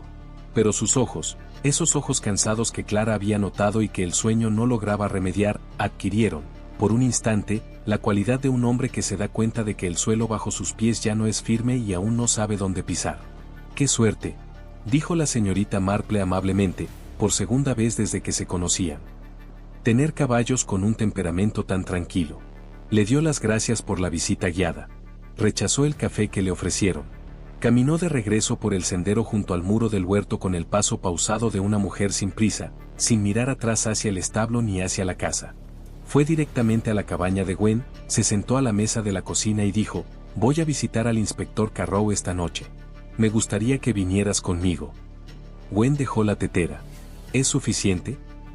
La señorita Marple pensó en la carta, en el calentador de leche, en el libro de contabilidad con sus 3 anotaciones cuidadosas, en los caballos que no habían necesitado sedación y en los ojos de Laurence en el instante antes de que apartara la mirada. «Ya casi es suficiente», dijo. «Las notas del doctor Price bastarán. Y la autopsia, cuando llegue, lo confirmará». Aceptó la taza que le trajo Gwen. «Pero quiero mudarme antes de que termine la semana. Antes de que el inspector Carrow se dirija primero, y en la dirección equivocada». Fuera de la ventana, el pálido sol había desistido de su empeño y el cielo había recuperado su habitual color peltre otoñal, y los olmos al final del camino de entrada a Crestoyoe permanecían desnudos e inmóviles en el frío de la tarde, los cuervos de vuelta en sus ramas, 7 de ellos ahora, sentados con la peculiar paciencia de los pájaros que esperan algo que no les apetece. La señorita Marple los observó a través de la ventana por un momento, luego apartó la mirada y se tomó su té. El sábado amaneció lluvioso, no la lluvia vacilante de los días anteriores, sino una lluvia persistente y constante que parecía haberse instalado hacía rato y se había organizado en consecuencia. Entraba desde el oeste en largas cortinas grises que reducían la vista desde la ventana de la cocina de Gwen hacia el jardín cercano y un atisbo de olmos al fondo, y tamborileaba sobre el tejado de la casa con la persistencia constante e impersonal de un clima que no hace distinciones sobre las personas que viven debajo. La señorita Marple estaba vestida a las 6:30 y sentada a la mesa de la cocina a las 7 menos cuarto, con el té y las notas de la noche anterior, escritas con la letra pequeña y precisa que había usado durante 60 años y que seguía siendo legible incluso cuando escribía rápido. Las repasaba con la atención de una mujer que hace una última comprobación antes de un viaje. No buscaba información nueva, sino que confirmaba que lo que tenía estaba bien entendido y ordenado. La velada con Carrow había transcurrido tan bien como cabía esperar, es decir, más o menos como ella lo había planeado, aunque con menos fluidez de la que hubiera deseado. Carrow era un hombre prudente y de buen corazón, y los hombres prudentes y de buen corazón, según la experiencia de la señorita Marple, tenían una dificultad particular para cambiar de rumbo una vez que habían centrado su atención en un objetivo concreto.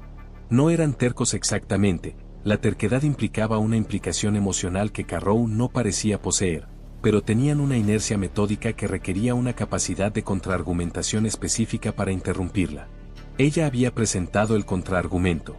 Le había entregado la carta de Edith, escrita de puño y letra de Edith, y le había dado la anotación exacta del libro de contabilidad de la granja, escrita de memoria y contrastada con lo que Neville le había mostrado y con lo que ella misma había visto en la biblioteca el viernes por la mañana. Le había dado la declaración del Dr. Price, que finalmente le había sonsacado íntegramente el viernes por la tarde en su consulta, donde le había entregado sus registros con el alivio de un hombre que llevaba varios días deseando entregar algo a alguien. La nota estaba fechada el 14 de noviembre de 1952. Decía, con la letra clínica y meticulosa de Price, la respiración del paciente es notablemente superficial por segunda visita consecutiva. Pregunta, ¿deterioro cardíaco o factor externo? El frío podría contribuir. Se realizará seguimiento, y luego, 2 visitas más tarde, en diciembre, la respiración ha mejorado un poco. El frío está remitiendo. Por el momento, no se requieren más medidas. Se detuvo en ese punto y miró a la señorita Marple con la expresión de quien ha leído su propia letra y la ha encontrado deficiente. Debería haber insistido más, dijo. La pregunta sobre la entrada de noviembre quedó sin respuesta. Hiciste la pregunta correcta, dijo la señorita Marple. Simplemente, la respuesta aún no estaba a tu alcance. Había tomado con cuidado las copias que él le ofrecía. Carrow lo había leído todo. Había permanecido callado durante un buen rato, como si estuviera reestructurándose. Luego dijo, el análisis toxicológico tardará entre 10 días y 2 semanas. Lo solicité esta mañana, después de nuestra conversación de anoche. La señorita Marple no había mostrado alivio. Esa fue la decisión correcta. Si el análisis da positivo para un compuesto de fluanisona en combinación con los barbitúricos que ya toma, tengo un caso sólido. Volvió a leer la carta. Si no da positivo, tengo una serie de indicios que un abogado defensor competente desmantelaría en 40 minutos. El resultado será positivo, dijo la señorita Marple. Estoy completamente segura de ello. Puedes estar seguro, dijo Carrow. Necesito pruebas. Hizo una pausa. Pero prefiero esperar a tenerlas que proceder sin ellas. Otra pausa, más breve. En otra dirección. Dorothea Brentwood cooperará plenamente, dijo la señorita Marple. Si le hacen las preguntas adecuadas, con el enfoque correcto, no como sospechosa, sino como testigo que tiene la información que necesitan, les contará todo lo que encontró en esas cuentas de la granja y todo lo que ha sospechado durante las últimas 6 semanas. No está protegiendo a su marido. Se está protegiendo a sí misma de las consecuencias de tener razón sobre él. Son cosas distintas. Salió del pub Arms a las 9 en punto, bajo la lluvia, con el paraguas que había traído de St. Mary Mead y que Gwen le había dicho que era excesivo para octubre, algo que ahora se había demostrado cierto en 3 ocasiones distintas. La dificultad se hizo patente a las 8:15 de la mañana del sábado en la figura de Agnès Dulce, que llegó a la puerta de Gwen con el abrigo aún abotonado y una expresión que hacía todo lo posible por ser meramente informativa. Pensé que debía saberlo, dijo Agnès, sin aceptar ni tenisilla, una clara señal de urgencia en una mujer que habitualmente aceptaba ambas cosas. El inspector Carrow llamó anoche a la comisaría de Dorchester. Mi sobrino es agente allí, no en este caso, pero trabaja en el edificio. Dijo que estaban preparando una orden de arresto.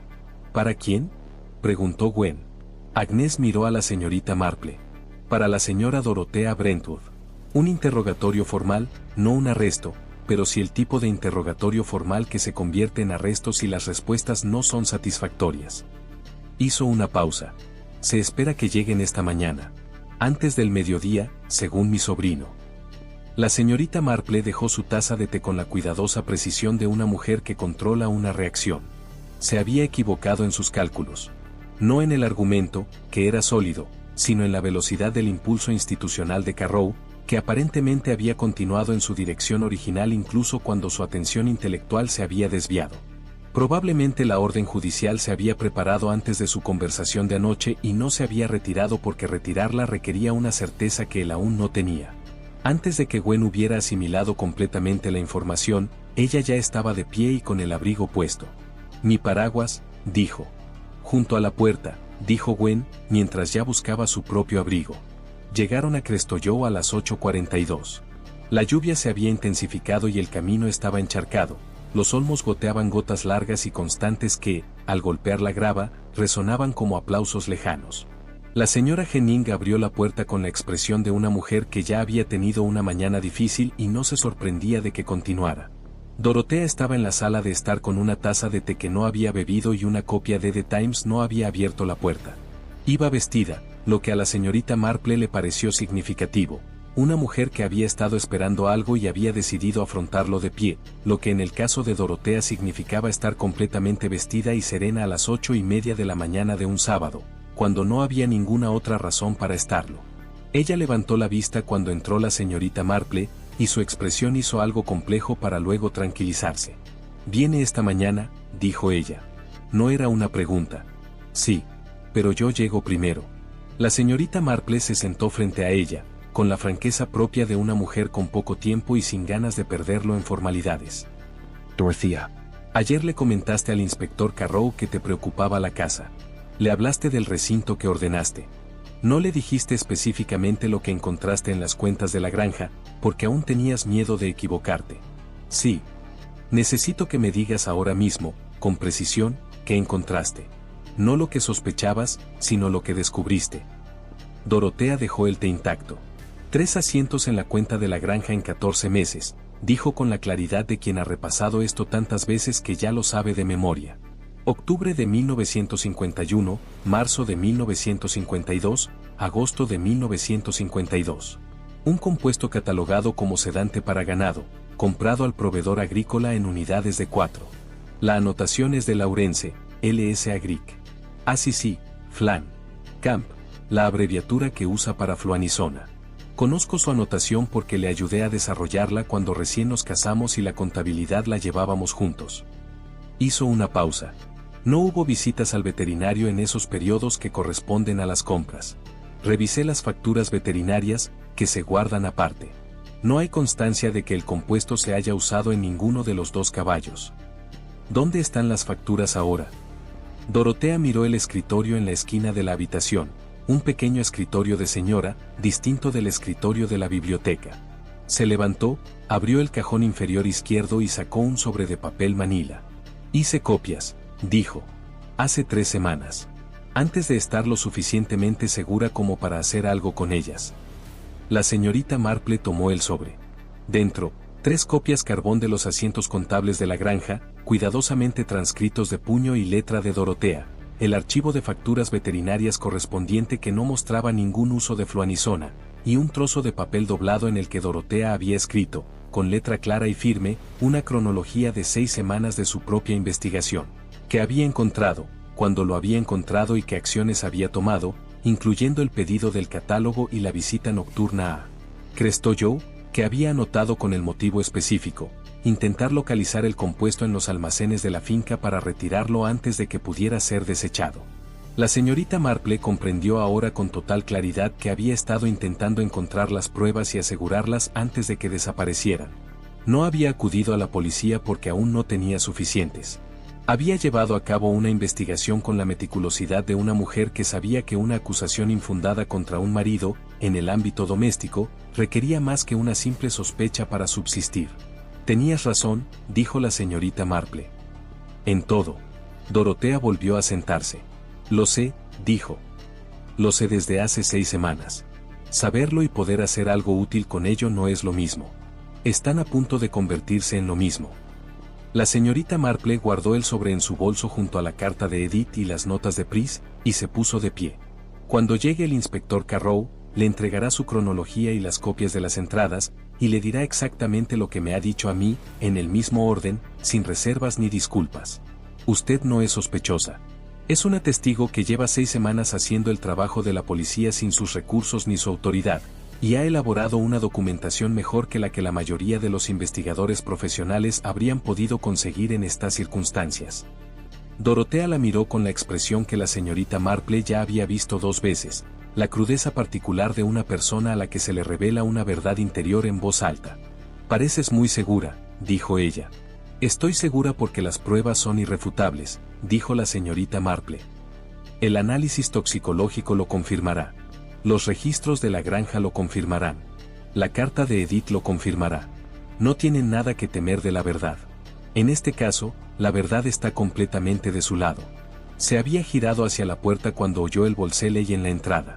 Carrow entró resguardado de la lluvia con 2 agentes y la expresión contenida de un hombre que ejecuta una decisión que había tomado y que pensaba llevar a cabo. Se detuvo al ver a la señorita Marple de pie en el umbral del salón. Se miraron el uno al otro por un instante. Inspector Carrow, dijo la señorita Marple amablemente. ¡Qué suerte! Tenía muchas ganas de hablar con usted. Señorita Marple. Su voz era cuidadosamente uniforme. Tengo una orden judicial. Sí, sé lo que tienes. Se apartó del umbral y abrió más la puerta, como quien invita a alguien a entrar en una habitación con un propósito específico. Antes de que continúes, me gustaría saber si me concedes 10 minutos. Tengo documentación que no estaba disponible anoche y creo que te resultará muy útil. Carrow miró a los 2 agentes. Algo cambió en su expresión. No se trataba de una derrota, sino del ajuste preciso de un hombre prudente que se ha topado con un contraargumento que no puede descartar de inmediato. 10 minutos, dijo. La señorita Marple se sentó. Colocó la carta de Edith sobre la mesa. Junto a ella, puso la cronología de Dorotea y las copias de los asientos contables de la granja. Al lado, colocó las notas transcritas del Dr. Price. Y, por último, puso el archivo de facturas veterinarias que mostraba la ausencia de cualquier registro correspondiente a la compra del compuesto. No las presentó de forma dramática. Las ordenó según el orden que un lector atento consideraría más útil, y esperó. Carrow leyó. Lo leyó todo, sin prisas, con la atención concentrada de quien ha decidido que los 10 minutos que se ha comprometido a dedicar serán bien aprovechados. Los 2 agentes permanecieron de pie cerca de la puerta, con esa autoridad ligeramente incierta que, por el momento, había quedado en suspenso. Cuando terminó, guardó silencio durante un tiempo que la señorita Marple no tuvo en cuenta, porque no era necesario. La prueba toxicológica, dijo finalmente. Lo confirmaré, dijo la señorita Marple. Estoy completamente segura. Otro silencio. Entonces Carrow miró a Dorotea, que había permanecido sentada durante todo el proceso con la quietud de una mujer que ha superado lo peor y ahora simplemente espera a saber qué sucederá a continuación. Señora Brentwood, dijo. Quisiera hacerle algunas preguntas. No como sospechosa. Hizo una pausa en la distinción con la atención de quien comprende su significado. Como testigo. Dorotea lo miró fijamente. Sí, dijo. Pensé que, tarde o temprano, lo harías. Dirigió una mirada a la señorita Marple una vez, brevemente, una mirada que no denotaba gratitud exactamente, sino más bien la de una persona atenta que reconoce a otra, y luego se volvió hacia Carrow y comenzó, con voz clara y serena, desde el principio. La señorita Marple se dirigió silenciosamente a la silla cerca de la ventana, apartada pero no fuera de la habitación, y la lluvia cayó sobre Crestoyoe y la orden judicial permaneció en el maletín de Carrow y fuera de la ventana del salón los olmos goteaban constantemente en el camino encharcado, y los cuervos permanecieron en sus ramas sin moverse, pacientes, negros e inmóviles. Los resultados de la prueba toxicológica se conocieron el jueves. Carrow telefoneó a la casa de Gwen a las 8:30 de la mañana, y la señorita Marple contestó en el pasillo con el auricular sujeto con ambas manos, escuchando sin interrupción durante 4 minutos. Al colgar, se quedó un instante en el pasillo con la quietud característica de una mujer que ha alcanzado el final de algo, y luego pasó a la cocina, donde Gwen estaba preparando tostadas, y dijo, está confirmado. Compuesto de fluanisona, en combinación con los barbitúricos prescritos, en dosis compatibles con una administración incremental prolongada durante un periodo no inferior a 2 años. Se sentó a la mesa de la cocina. El inspector Carrow estará en Crestoyoe a las 10. Me ha pedido que esté presente. Gwen dejó la tostada. Permaneció en silencio un instante. Fuera de la ventana de la cocina, la mañana de octubre estaba despejada por primera vez en una semana, una claridad tenue y difusa que había aparecido durante la noche y que dejaba el jardín luminoso y muy silencioso. Los olmos al final del camino de entrada de Crestoyoe eran visibles desde donde estaban, desnudos contra el azul del cielo, y estaban vacíos. Los cuervos se habían ido. ¿Todos ellos? dijo Gwen, siguiendo su mirada. Todos ellos, dijo la señorita Marple. Desde ayer por la noche, creo. Tomó su té y comió su tostada con la atención pausada de una mujer que se prepara adecuadamente para algo que requiere preparación, y a las 9:30 se puso el abrigo y los zapatos cómodos y caminó con Gwen hasta Crest Hollow en medio de la fría y despejada mañana. Carrow había pedido que la familia se reuniera en el salón a las 10, lo cual la señora Henning había organizado con la cuidadosa neutralidad de una mujer que, días después, intuía que se avecinaba algo importante y decidía que su papel era gestionar la parte doméstica sin hacer comentarios. Clara estaba allí cuando llegaron, y también Neville, que había venido de Bristol la tarde anterior tras una llamada telefónica de Carrow en la que solo le había dicho que se requería su presencia. Dorotea estaba allí, en la silla más cercana a la ventana, con las manos en el regazo y la expresión de una mujer que llevaba 6 semanas esperando una mañana concreta y que, ahora que había llegado, la encontraba a la vez exactamente como la había imaginado y completamente diferente. Laurence quedó último. Entró por la puerta del pasillo en lugar de por el vestíbulo, lo que significaba que venía de la oficina de la finca, y llevaba una carpeta de correspondencia que dejó sobre la mesita auxiliar con la deliberación de un hombre que mantiene su rutina porque la rutina es lo que lo mantiene cuerdo. Saludó a Carrow con la cortesía serena que era su sello en todas las interacciones oficiales, y saludó a la señorita Marple con la misma cortesía serena, y se sentó en la silla junto a la chimenea, la silla de su madre, la silla que Edith había ocupado durante 50 años de matrimonio y 10 años de viudez, con la tranquilidad de un hombre al que aún no le han dicho que la tierra se ha hundido. Carrow comenzó con los hechos.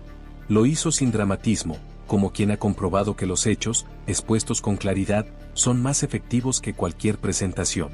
Describió los resultados toxicológicos. Describió los asientos contables de la granja. Describió el archivo de facturas veterinarias. Describió la carta de Edith, que había mandado transcribir formalmente, y leyó 2 frases con la voz serena de quien lee un testimonio. Laurence escuchó. Se sentó en la silla de Edith y escuchó con la expresión atenta y controlada que había mantenido durante 6 días, no interrumpió, no apartó la mirada y no miró a Dorotea, que fue lo más revelador que hizo. Cuando Carrow terminó, la sala quedó en completo silencio. Clara tenía las manos entrelazadas en el regazo y miraba la chimenea. Neville observaba a Laurence con una expresión que no era de triunfo, era algo más complejo y cansado que el triunfo, la expresión de un hombre que ha tenido razón durante mucho tiempo y descubre que, al final, tener razón no es lo que creía. Dorotea miraba por la ventana la clara mañana de octubre, los olmos y la ausencia de cuervos. Lawrence miró el fuego. La señorita Marple había estado sentada en la silla cerca de la puerta, en la misma posición que había ocupado durante 10 días en esa habitación y en otras, la de una mujer que no hacía nada en particular, la posición más útil que jamás había encontrado. No tenía intención de hablar. Carrow tenía las pruebas, la autoridad y el instinto correcto para saber cómo proceder, y hacía tiempo que había aprendido que este tipo de procedimientos correspondían a la policía y que la intervención de una anciana de St. Mary Mead no mejoraba.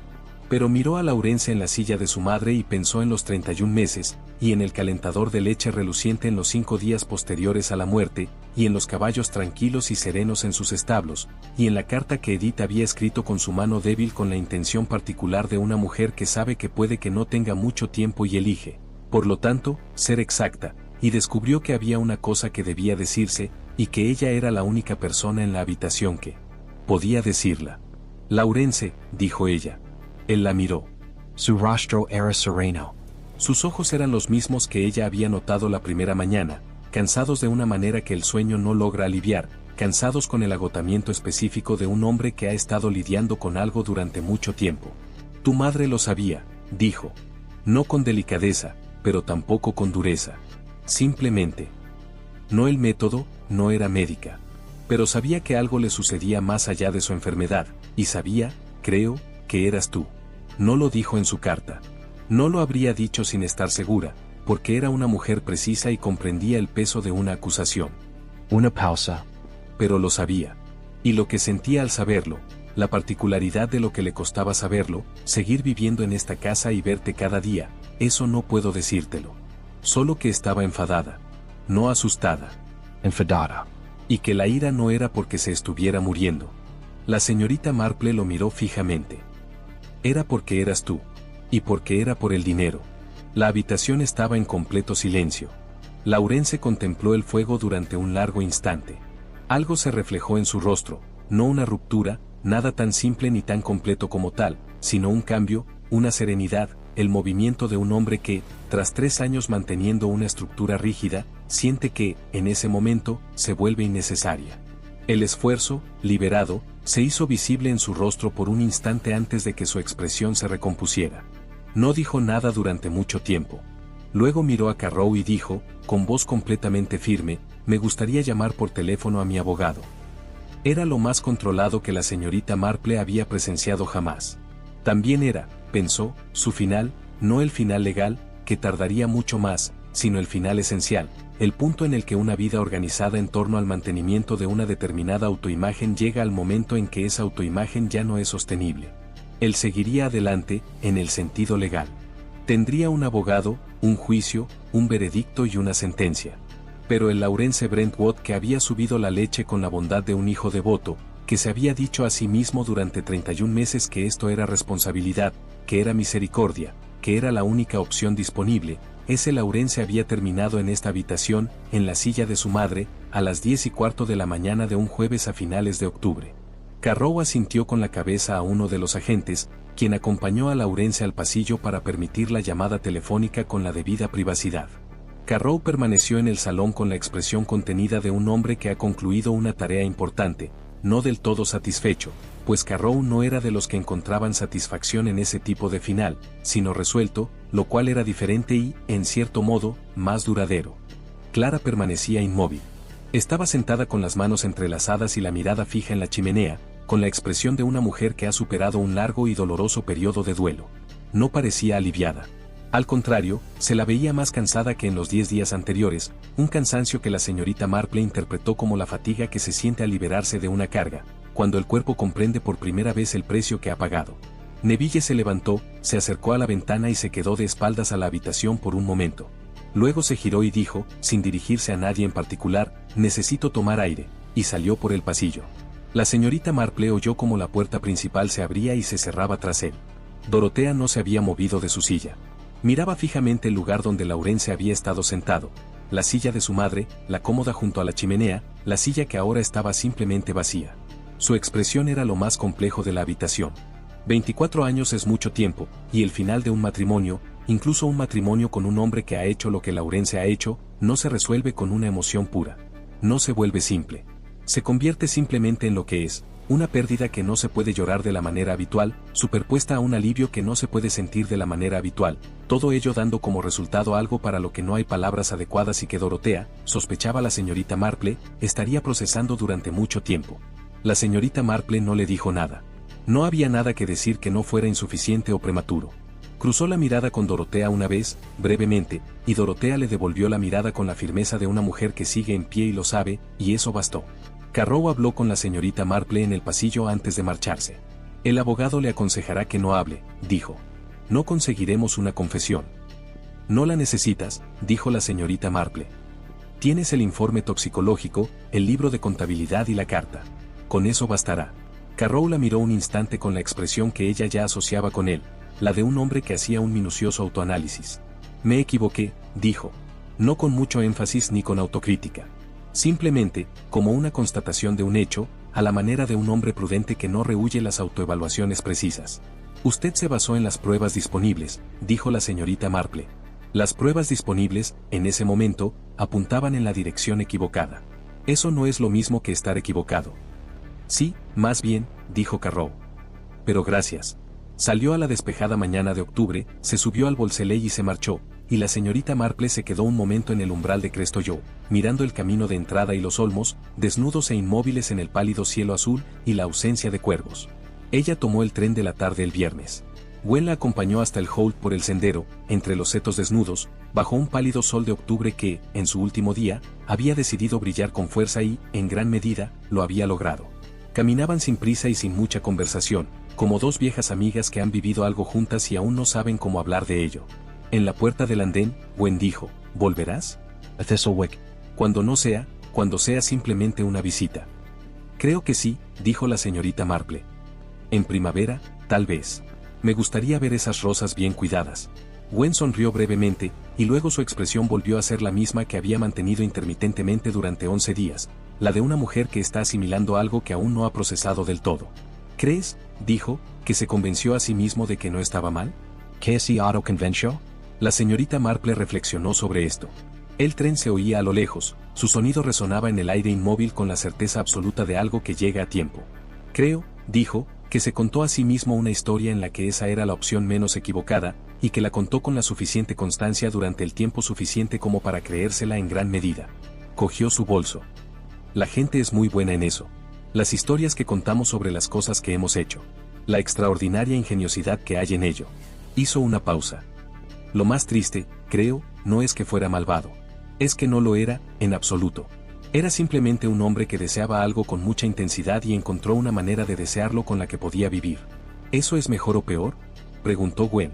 La señorita Marple pensó en Edith Brentwood, escribiendo su carta con su mano débil, precisa hasta el último detalle. No creo que simplemente esté muriendo de vejez. Y pensó en Clara, y en la carta sin enviar que guardaba en el cajón izquierdo del escritorio, y en la fotografía que estaba de espaldas a la ventana, y en el calentador de leche que había quedado reluciente en los 5 días posteriores a la muerte.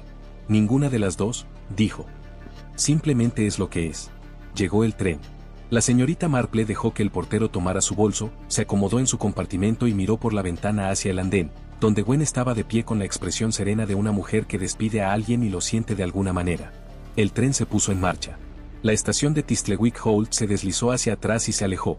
La pequeña sala de espera, el reloj exacto, el andén que se estrechaba hasta un punto y luego desaparecía, y luego el camino, visible brevemente entre los setos, y luego los tejados y la torre de la iglesia y la fachada de piedra gris de Crestoyow en su ligera elevación, de 4 ventanas de ancho, los olmos a ambos lados despojados de sus hojas, y contra el cielo azul pálido sobre los árboles vacíos, 7 cuervos, alzando el vuelo, sin sobresaltarse, sin huir, elevándose con la determinación pausada de los pájaros que han estado esperando la conclusión de algo y que ahora, por fin, han sido liberados de la espera.